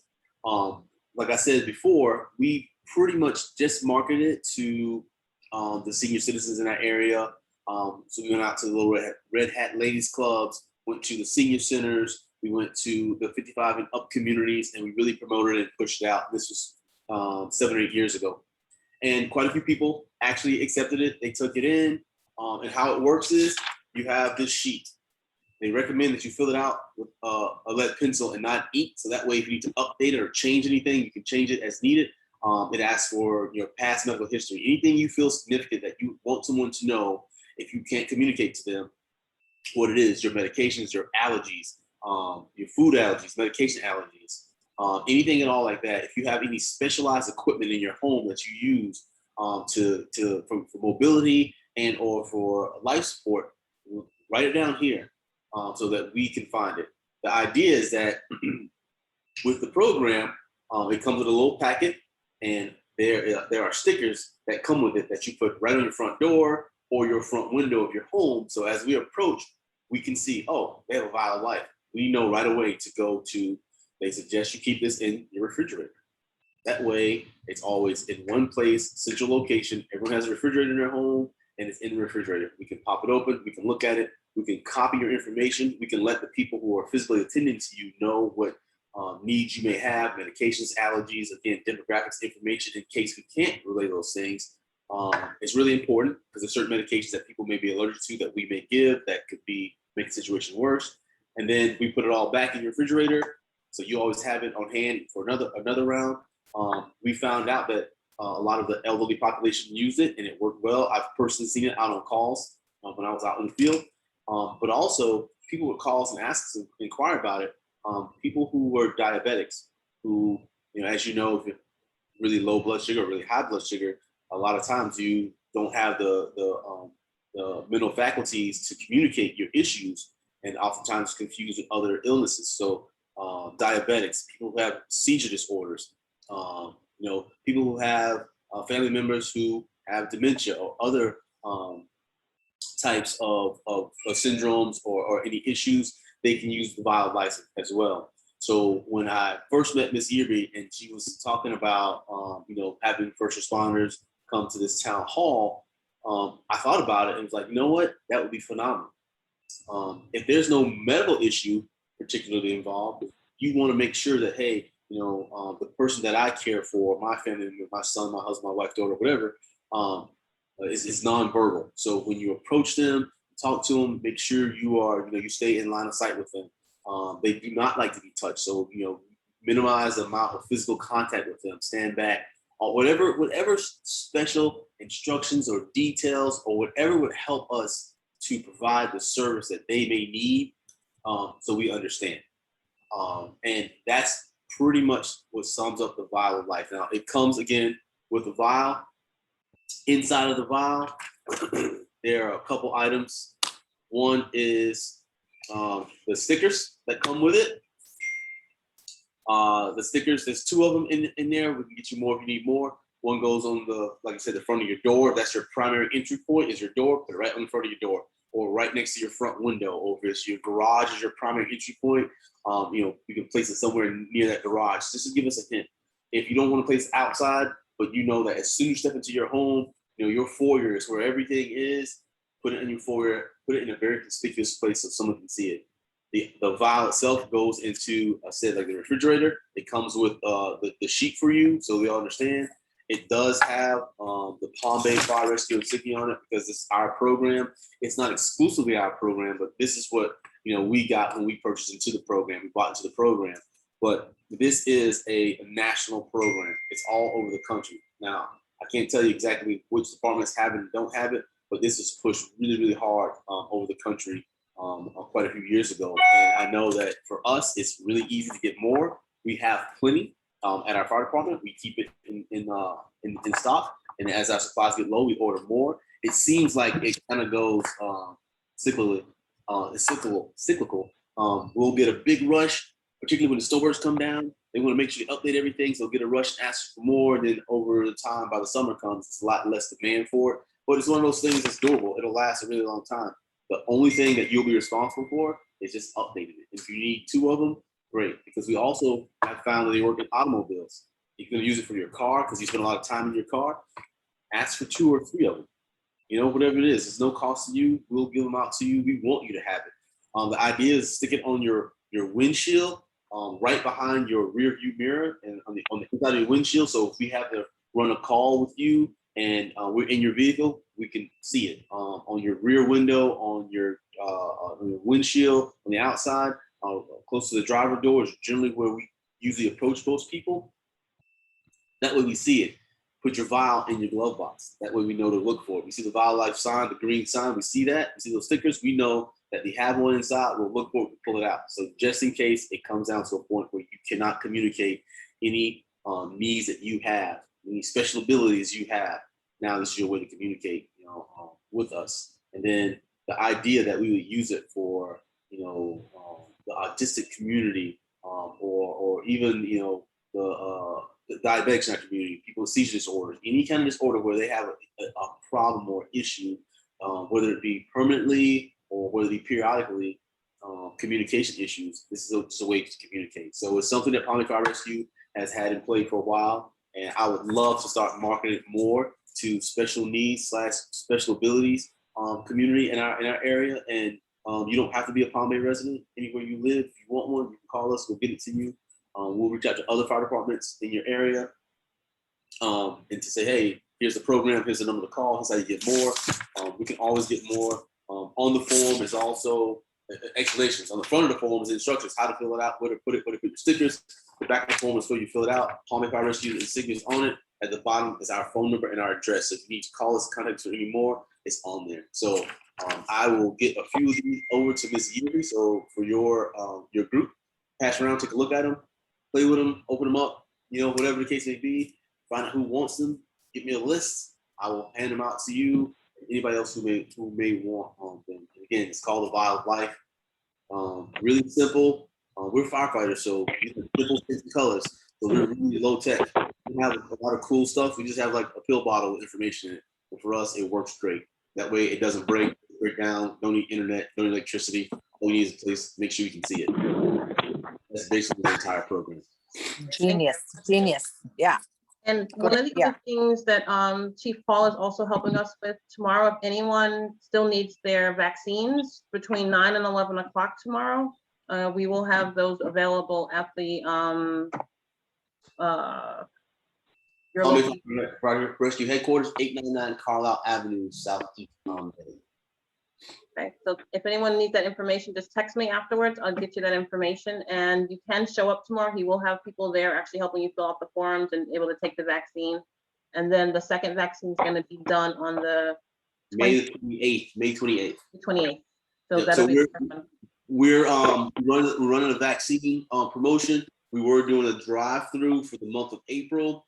The demand for the drive-through format has kind of dwindled, so we're not getting as much demand as we had the first couple of weeks. We were doing 150, 200 a day for a while there. So now we're going to do a little more outreach into the community for people who may not have internet, not have the ability to call us.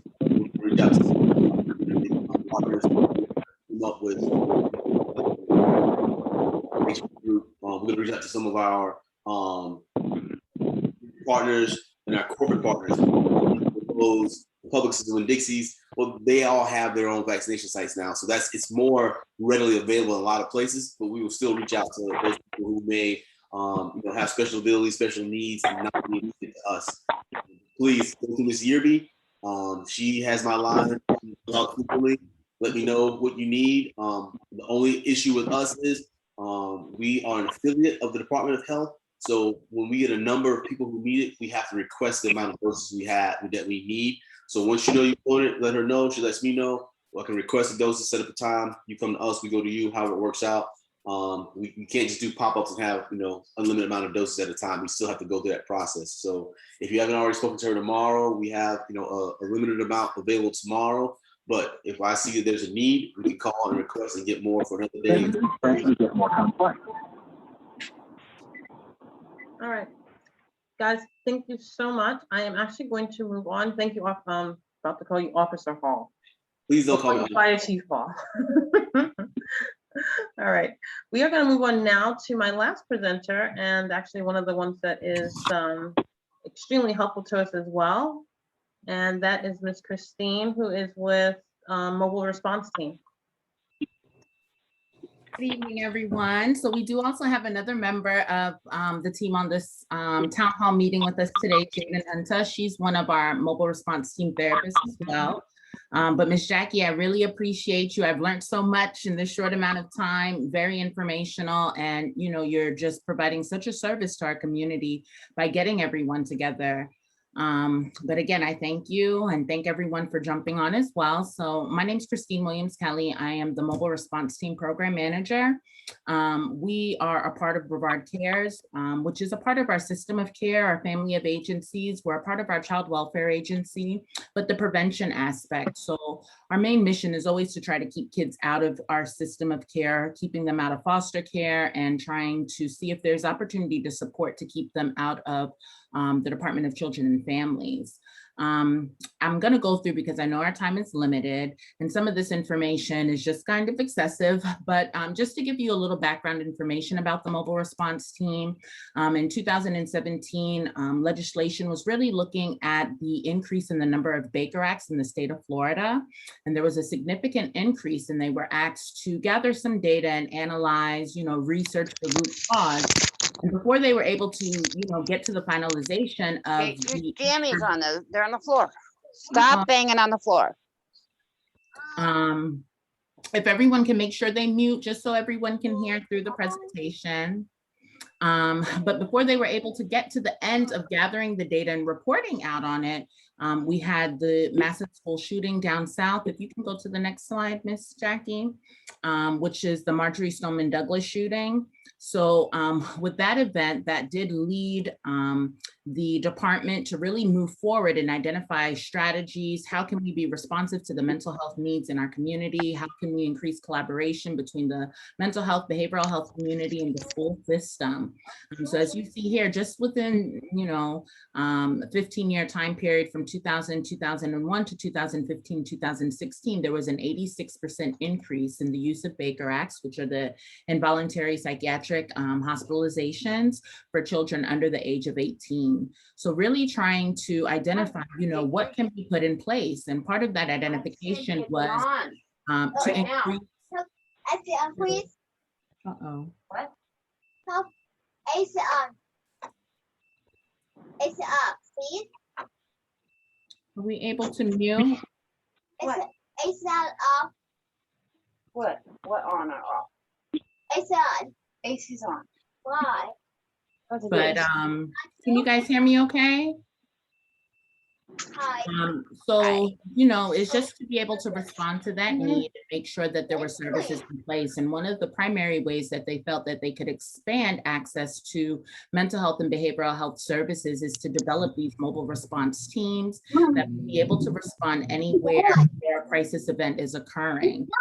So with our program specifically, our mobile response team has been a part of our system of care. So we were primarily established to respond to the needs of the community, but primarily for our foster families and relative caregivers who, were caring for kids who had entered our system of care. And, with the removals from their biological families, their experience of abuse and neglect, our kids experience a lot of trauma. So sometimes the behavioral expression of how they respond to various events and stimuli, some of the caregivers were not prepared or knew how to manage that. So we were here to provide a support to them. With the Marjorie Stoneman Douglas shooting and the additional funding that was offered through the state, we were able to expand our program to serve our community. So beyond the age of 18, now we're serving individuals 25 and under, which is pretty major. I also say that we try to also support individuals. So if there's an adult within the home that is experiencing mental health and has children in the home that's impacted, so if they're not, meeting that threshold of being 25 or younger, if you have a child in the home who is impacted by that adult's mental illness, we will also step in, because there are times where an individual is not able to function properly and care effectively for the children in the home, which can result in them entering our system of care or foster care. So we really try to support those families and identify, making sure that they have access to services, whether they have insurance or not. Our program is a free program. Like I said, the development of the program was to improve behavioral healthcare access to Florida's children, youth, and young adults under the age of 25. MRTs provide a meaningful alternative to inpatient treatment. So our ultimate goal is always to divert from a Baker Act, because as was stated here earlier, after 72 hours of being in a psychiatric hospitalization, they're not receiving treatment. It is really sight and sound supervision and assessment to identify what recommendations can be offered so the family knows what next steps to take. So we really do try to work with the families to divert from the need for a hospitalization and see if there are anything, strategies, interventions, that can be put in place in the home to keep a child and a young adult stable in their home environment.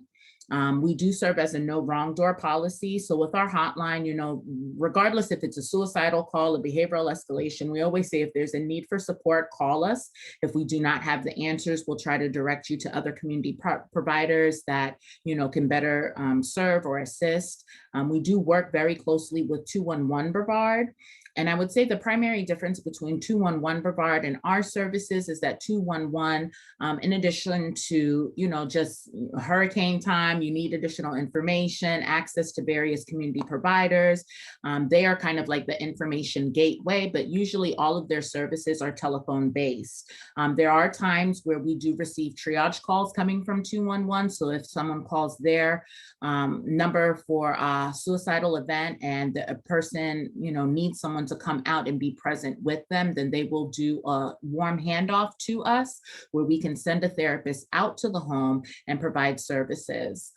So the primary goals of MRT are to lessen trauma, trauma either to divert, sometimes people are not comfortable receiving a response from law enforcement, either because of, stigma, negative stigmas or past interactions. We do try to divert from emergency departments. Oftentimes when someone's in a mental health crisis, an emergency room is not an appropriate place to take them for treatment. Our two facilities that typically accept for psychiatric hospitalizations, which has already been stated, is Palm Point and Circles of Care. So Palm Point is usually Titusville, the north end of the county, and then Circles of Care, which serves the south end of the county. And then there is also Rockledge Hospital, which I believe, is it still Woostop at this point? It might be something else, but Rockledge Hospital off of US 1 there, I know they sometimes serve as a central receiving unit. So if the either two hospitals are not able, the psychiatric hospital, Circles or Palm Point, are not able to receive, sometimes an individual can be transported to Rockledge, and then they'll triage and assess and keep that individual stable until they can be transferred elsewhere. We are accessible to the community 24 hours, 7 days a week. We have not ceased to respond out to homes. So I know with COVID, we have continuously responded if there is a need, but we have been trying to primarily respond by way of telephone or telehealth. But if you do request for someone to come out to assist, we will still send a therapist out. We do have a team of mental health. Everyone on our staff is a master's level clinician. Some are licensed. So we are able to assist. And if it is deemed appropriate that an individual does need to be Baker Acted, we will initiate that on site if a licensed therapist is one to respond out to the home. If not, then we do ask the assistance of law enforcement. Our county transportation policy does prohibit us from transporting for a Baker Act. So sometimes there is misconception like, oh, we heard you guys are coming to Baker Act or are able to.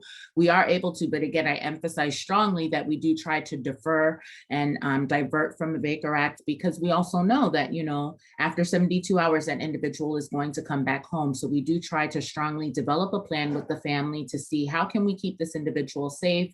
What are other services that can be implemented? If there is a need sometimes for residential or higher level of care, because, you have tried and gone through the gamut of the various services that are available and it still isn't enough, we do try to provide that additional layer of support after hours when no one else may be available apart from law enforcement. So we do really collaborate and try to work closely, and we're still trying to spread the word of our program to the various municipalities within the county.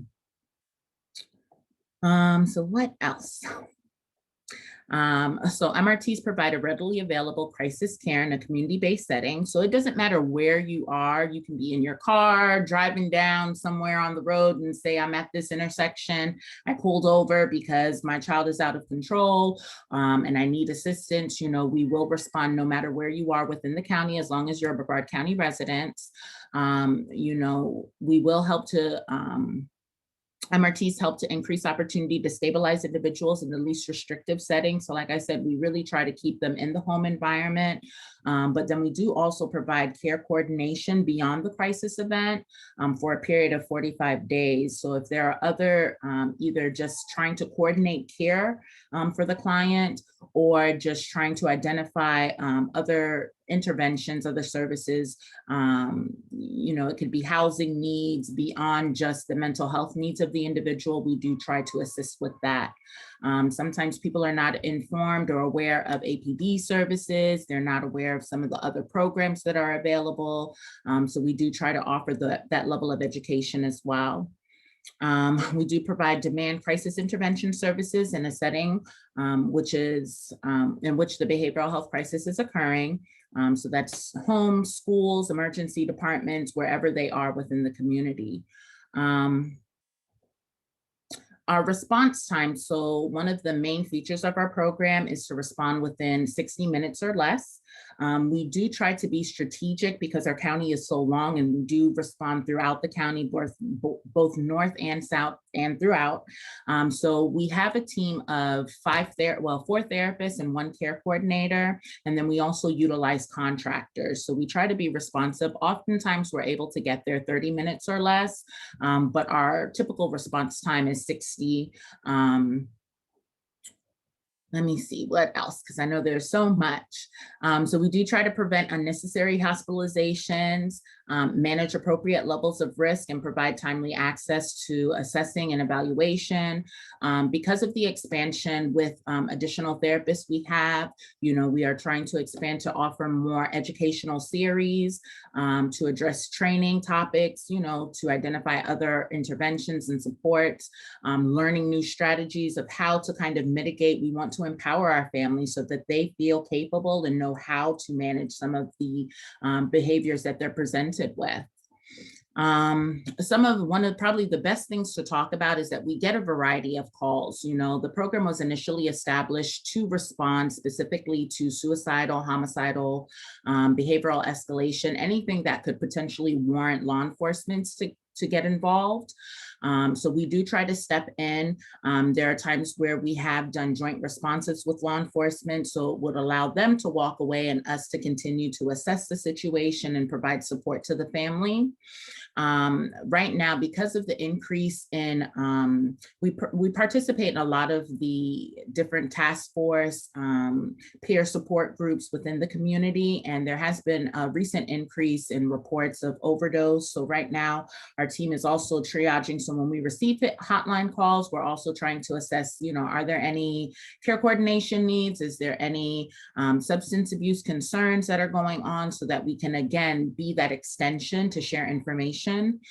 So, you know, I'm very glad to hear about some of these programs that I was not familiar with. So when we do have individuals who are calling for supports, these are additional layers, because it's always making sure that we can share, you know, different programs, accesses to different services. So this is definitely something with the Vital of Life and the different cards that I will be sharing within the community to make sure that these individuals who can benefit from this service are knowledgeable about them.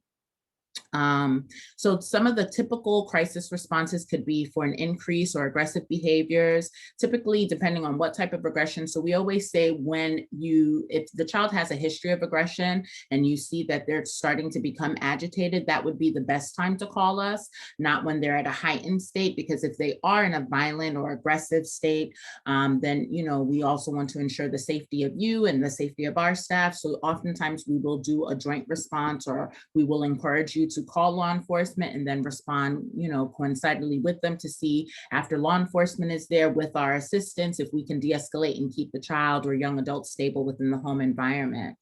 Again, suicide attempts or ideation, drug or alcohol overdoses. We are Narcan providers, so I try to make sure that everyone who is a part of our team, if there's a case of opioid overdose, that they have Narcan kits that can be administered. And we also try to leave those with families if there is any, history of substance use. Disruptive behaviors related to thought, mood, anxiety disorders. We will respond out to the home for that. And like I said, we will always assess if there's an opportunity to engage someone by phone. So I did hear someone say, my child refuses to wake up and go to school, or they're just refusing to engage in school. We get calls like that too. And I often say we do not respond unless the child is heightening to a level where you feel law enforcement would need to intervene, because there have been times where we've been told law enforcement will not come out. It's a behavioral situation. So we will try to offer guidance and advice of how to encourage. We'll try to engage with the youth to see if we can, spark a conversation or identify a strength. What is a way that we can encourage them to be more compliant with the request that's being made of the parent? If we find that there is an excess or we are getting frequent calls, then I have advised, try to advise my team. We always want to try to support our families because we know how difficult it can be, especially for our foster parents. When a child is refusing behavior, that might take them away from being at work, which could result in, the child not being able to remain in their home. So these are all things that we really try to assess, and we want to ensure the stability. So with the mobile response team coordination, you call our hotline, how you get access to our service. It's a hotline number that you call. There's a therapist who is always available on the other end. If you do not get someone, leave a message. We usually call right back because there are times where we're getting multiple calls in at once. But you call the hotline call, you speak with the therapist. They'll either try to engage, they'll gather demographic information, address, contact information. Does the client have any diagnoses that we need to be concerned about, a history of aggression? Are there any firearms in the home? Because of COVID, we do a screening. So if anyone was to report currently being positive with COVID, unfortunately, we wouldn't be able to respond at that moment.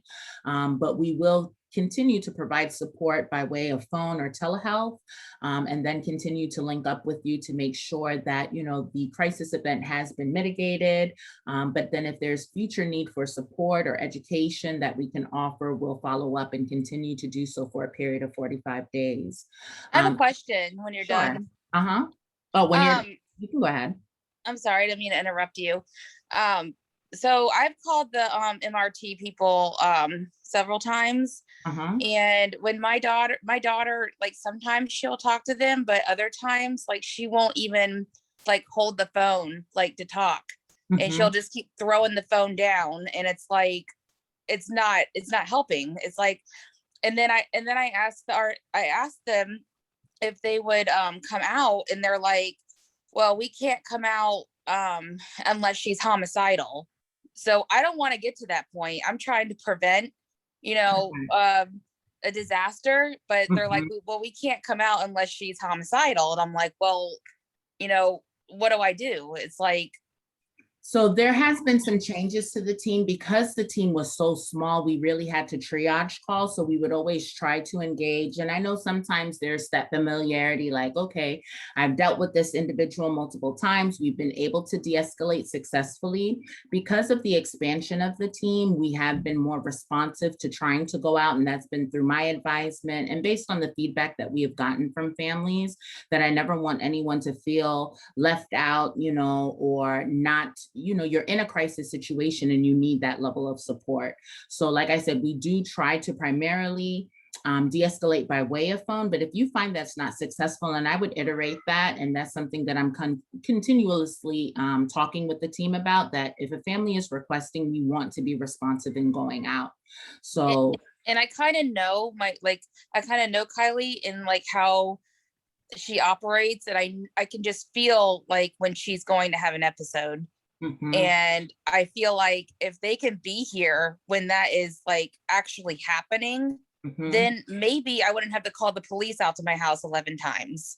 Correct. You And know, that's because what we try to divert from. So, you know, and this is something that I always make myself available. I'm a therapist as well, a licensed therapist, and I'm very passionate about the work that we do. So I know there are times, and we get it a lot because it's the whole county. We have 4 people that are responding, but I do get feedback from time to time. Like, I did need the person to come out this time. Last time it was successful through telephone, but this time I needed someone. So if that's ever a concern or you're getting a repeat, I will post my information here. It's actually at the end of the slide, and I welcome anyone to call me directly. I manage the program because I do want to ensure that our services are being used and it's not you know, that people are not using because they feel that we will not be responsive to going to the home. well, So the other issue is I think you guys are like 40 minutes from me. So if Kylie is going through one of her episodes, more times than not, she's probably going to be like by the calm time someone gets there. by the time somebody gets here. What area are you in? I'm in Titusville. Okay, we do have several responders out in that area as well as contractors. Okay. And if you, I probably have your information because I'm familiar with the name. So we can talk afterwards if you would like as well. So I'm very glad that you're on the call too. Okay, because I've had to call law enforcement to my home. Like, but I'm sorry. I'm the one who had you program the number directly into your phone so that she could contact us as well. I don't know if you remember me. Yes, I remember you. Yeah, you talked to Kylie several times. Yeah. And sometimes she's engaging and sometimes she's not. And it's like, that's when I have to call law enforcement because she gets violent. And they're probably sick of me calling them, you know, but I have no other recourse. I mean, I don't. And then she goes to pot, and then she gets bakered, and then she's gone for 3 days, and then she comes home, and then it's like I'm in this like vicious circle. Like, it just keeps happening and happening and happening, and it's like it's like it's like literally insane. Like, the same thing keeps happening over and over again, and I don't know how to help her. I feel like I don't have what it takes to give her the help that she needs. And I've been like working tirelessly trying to get her what she needs, like through Brevard Cares. I've been working with Jackie. She's been like really helpful in, you know, telling me the steps, what I need to do to get her in with persons with disabilities and the whole SIP application. It's a lot. It's a lot of footwork, and you have to really kind of know somebody who is going through it to get you through, because like I'm like beyond at the end of my rope with the whole situation. And I understand, and you know, and that's why this program to me is so important, because it's not like we come out and respond and the situation is ended. It's not. You know, it is a continuous cycle at times until your child receives the treatment or can get into a program that could effectively meet their needs. It's also changing things within your environment. It's evaluating the environment to see if you are enough, and it's not easy. So that's one of the things that I do try to pride our program is the navigation of services, education, providing that support, because it is a large part of education. And, you know, it's not that these events won't continue to occur, but I always say looking for the decrease in the intensity or the frequency, those little glimpses of hope, you know, that will make it a little bit easier. And then knowing that you can call someone, or your daughter can call someone after hours when maybe there isn't anyone available. So, you know, I know it's not easy. And that's one of the things with the care coordination, we always trying to link, or at least to stay involved with you. So it's not re-explaining your story. We know, and we can help navigate through the system of care to get the additional layers of support that may be helpful. Right. And I don't understand how like they go to circles of care or Palm Point, and then there's no wraparound service. It's like they sent my daughter, they have discharged Kylie, knowing that she was not stable, and then the very same day she would go right back, and they're like, well, we have to discharge her because she's not meeting criteria. And I'm like, well, it's like, and then she just comes right back the next day, and it's so frustrating. It's like, what are they doing for her? Are they, they're keeping her safe, that's great, but it's like, what else are they doing for her? Nothing. They don't change anything, they just watch her. And it's just, my frustration level is like beyond, like, I just and I don't mean to cut you off, and I know it's okay. And that's why I say when it comes to these psychiatric hospitalizations, they are a very effective means when someone is in danger of harming themselves or harming someone else for that immediate moment. But then beyond there, and it's hard for us too, because there are a lot of times where we understand the aggressive nature of a child or the frequency because we've responded multiple times. And our job, we really want to try to divert from that. But we understand that, this child has also had multiple hospitalizations, and you tend to get the kickback from the hospitals as well.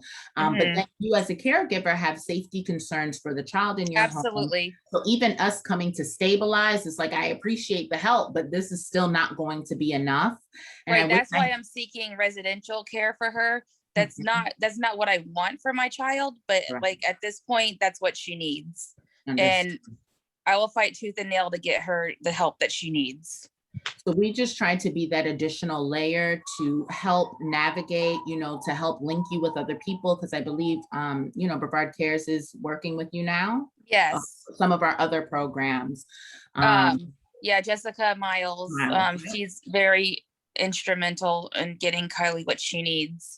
And I'm gonna tell you, she's a strong advocate for you as well. So we do have a lot of our workers within the agencies who are providing supports to some of our families within the community that will reach out to us directly and say, if this family calls, I want you to respond out because I'm working with them, I'm helping them. And not that it has to be someone else that's already working with you to advocate to that degree.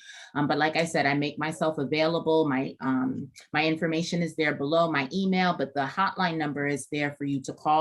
But if there's ever a concern with someone not responding, because I always want to make sure that we are able to respond to the need. And I know it might not be the ideal intervention that you're looking for, because sometimes it needs more than what we're able to provide. Well, a lot of the time, I never want anyone to feel alone. Right, when Jaden would be able to calm Kylie down most of the time, but like I said, sometimes she's just not.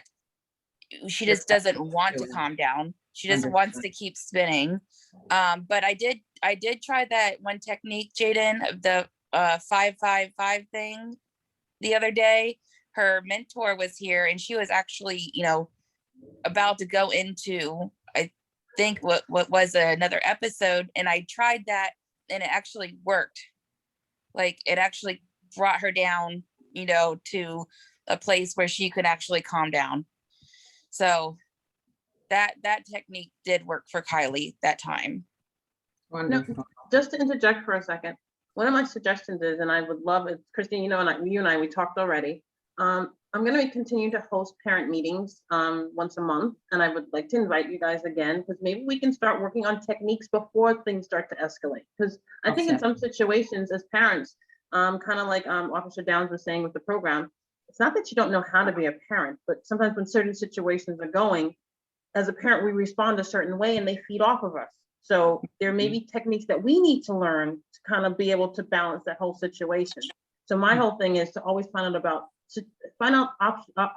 different solutions before the crisis comes.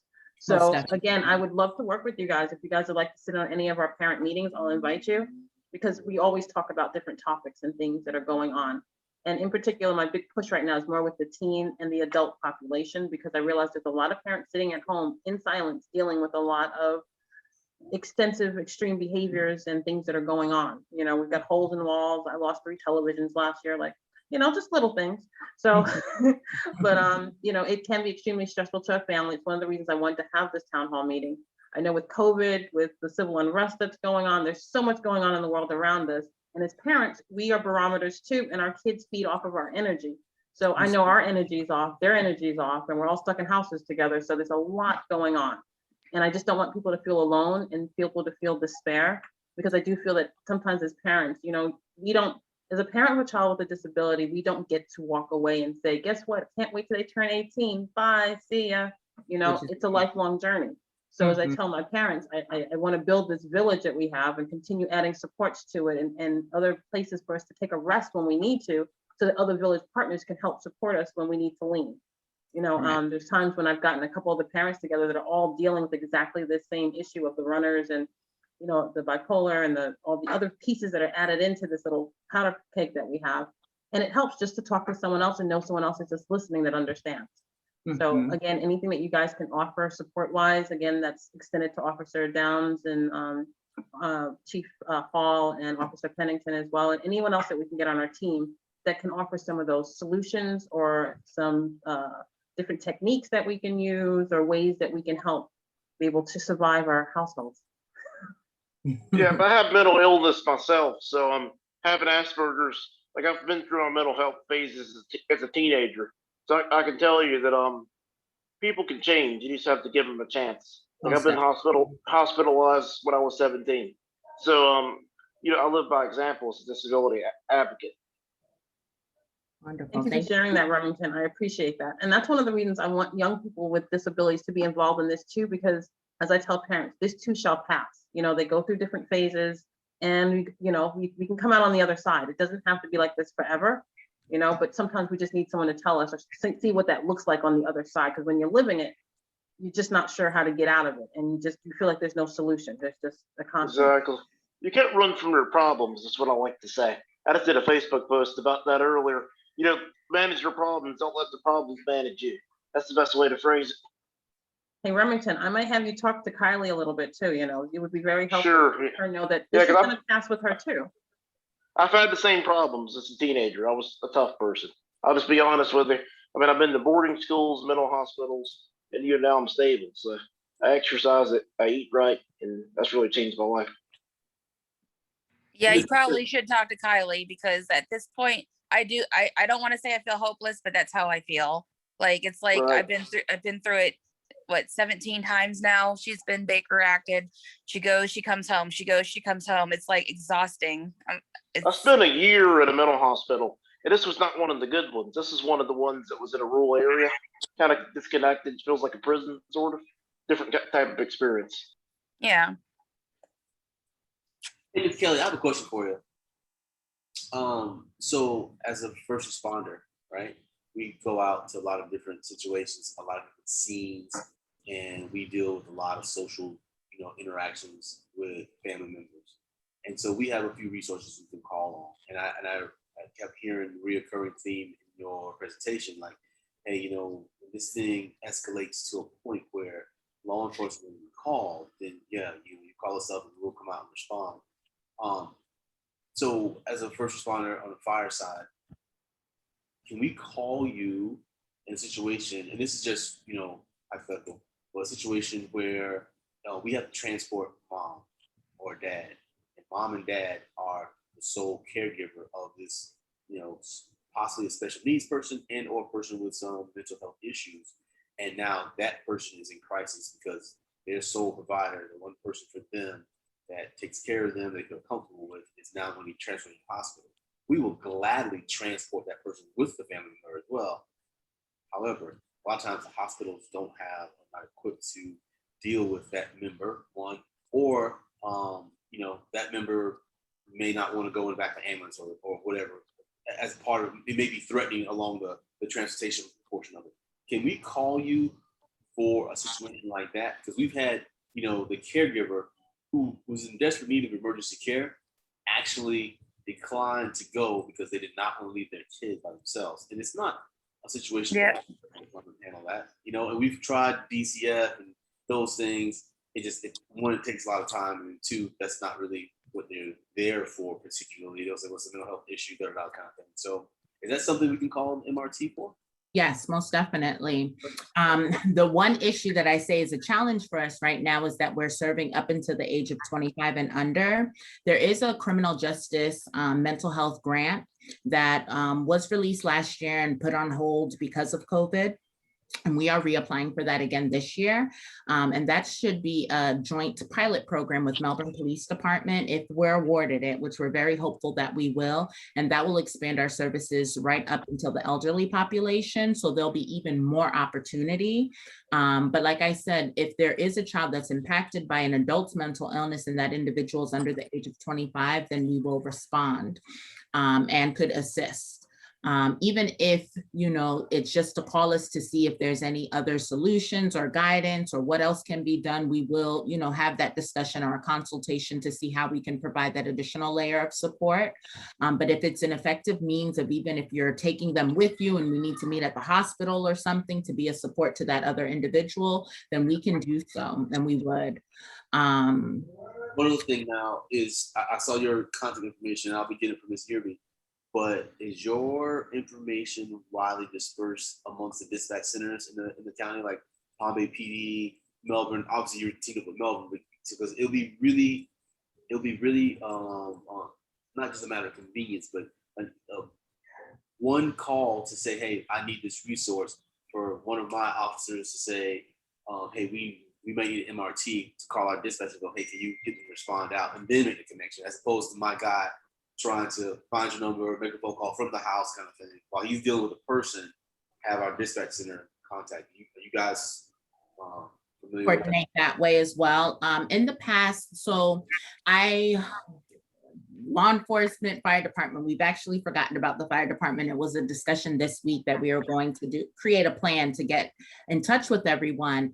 I have reached out to the Chiefs Association. So we've done a presentation annually with the Chiefs Association to disperse information between the various municipalities.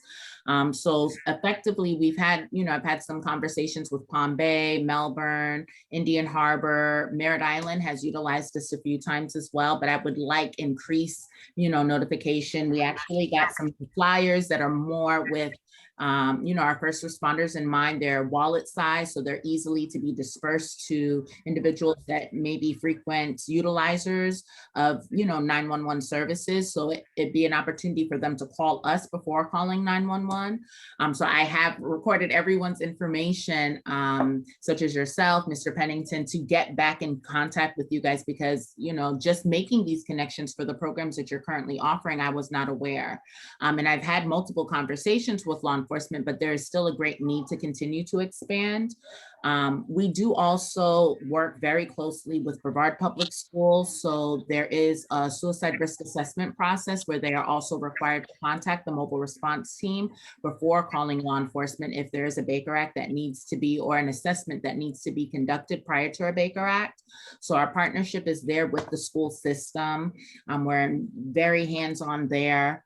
Our hospitals. I can interject really quick. In our process of trying to get our information out there, I will tell you a resource of someone who will always have our number handy is 211.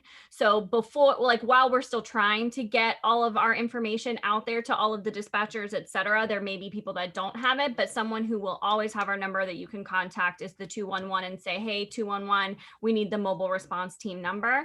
And that's an easy number to remember as well, so that until we really are really assimilated into the community and everyone knows our number like the back of on the back of their hands, that is a place that can direct you to us as well. Awesome, that's good. And so one other thing, you mentioned overdoses. You mentioned that you guys are Narcan providers, which is this is a huge increase in the amount of overdose calls we're running. Again, same thing. We go out and just our experience has been, a lot of times we'll go to a home or an encampment where, someone may OD and there are multiple people there, and they're not shy about it and they're not trying to do anything nefarious. They'll tell you, we all use, and they all have their system of, safety, whatever. Would it be appropriate that if we go out and we respond and we, take care and transport one person who may have OD, and we identify there are other people at risk in that home or in that facility or in that encampment, a lot of times it's homeless camp, to call you guys to say, hey, as a prevention measure, or is that not your area of expertise? We can make acts like link them. So one of the big parts of the program is making sure that we get informed consent. So they have to be voluntary recipients and be open to receiving the services. But again, because our program is limited to 25 and under, if anyone within that population, we'll always try to link them to other providers that can meet their needs. But we might not be able to directly respond on site for someone who is over the age of 25. But if they call us, we can then do a warm handoff to another provider that would be able to assist and facilitate, you know, the treatment that they need. Unless they have a child with them. Correct. So If they have a they're- child and so are if they're in dealing an with that. encampment, yeah, if they're in an encampment and they also happen to have a child that is under the age of 25, then we can respond, because that's kind of our workaround of we can still kind of help and assist and treat with parents as well. Because if they're in crisis, then their kid's going to be in crisis. And so, yeah. That's a great resource because, you know, oftentimes our go-to is to contact law enforcement brothers. And then when cops show up, God bless them, they're amazing. But that changes the dynamics of everything because now everybody's in trouble as opposed to they're trying to get help. So just want to make sure that, hey, if we have another opportunity, one, to not tie up officers, and then at the same time, not make people feel like when they call 911, they're going to get arrested or they're going to get, you know, judged or whatever the case may be. They'll be a lot more likely to call and call sooner. Correct. A lot of times we find out once we go to overdose calls, they've tried every mechanism they can. We'll see 2 or 3 different, you know, Narcan dispensers, you know, thrown about. They've tried and maybe not done it correctly or whatever the case may be. But they waited a long time, you know, obviously. So that's cool. Just wanted to find out. And I'll get all the information and I will pass along. I know Palm Bay Fire Rescue is going to be very shortly here. We're going to be going to our own dispatch center. So we're going to be our own municipal Palm Bay PD, Palm Bay FD will have their own dispatch back in. So we'll be and have a little more control, a little more say of what we can do. And it would be phenomenal if we can have that MRT as part of our call list. Because, you know, if it's already a part of the automatic call list, guys will be a lot more prone to use it. Wonderful. But that's phenomenal. Thank you. I appreciate it. Hey, Christine, what do we have to do to help get you that grant? Do we need to get a petition going? What do we need? Oh, listen, everyone has been in support. We had everything ready to go, community partners, collaboration. So there's a lot of stakeholders within the community that are supporting this. It's just COVID got in the way. So that's why I'm very hopeful that we will be awarded the grant. Fingers crossed, but if you need a petition signed, look, we'll get one going. Like I said, we got enough people that will definitely support that, because I think that your program is actually that interface between police, between fire, that kind of helps, you know, families in that way, that so police officers don't have to come in, because like I said, you guys have the knowledge, you got, you know, the mental health piece of this, and a lot of these things are related to mental health and related to those crisis situations. So I think it would be phenomenal to have more supports like that in place. Thank you. Thanks again, Christine. I really appreciate your willingness to jump on and to give some information. I've known about your program for years. And like I said, I knew about it years ago from Crosswinds or something related to that, but I had heard about it. So I always kept you guys in my phone. So yes, I'm glad. And it's constantly evolving. CARES has been around for quite some time. We do work closely with DCF, but we really tried to emphasize our prevention, everything preventative, you know, before they enter the system, and to see, you know, if they're willing and able and ready, then we're here to support them. So whoever it is within the community struggling with mental illness, behavioral health, you know, behavioral escalations that could result to law enforcement, that's our focus. Okay.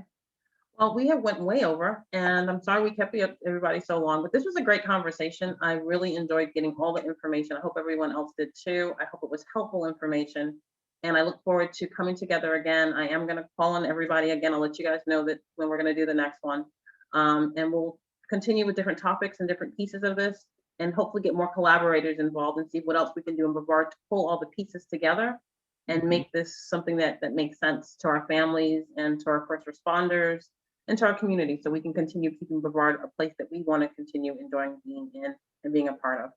So I want to thank everyone that came out to support. I did record the whole entire thing. I will go ahead and share that with you guys. Feel free to share it with other families and other law enforcement and first responder groups, and invite them to participate with us next time.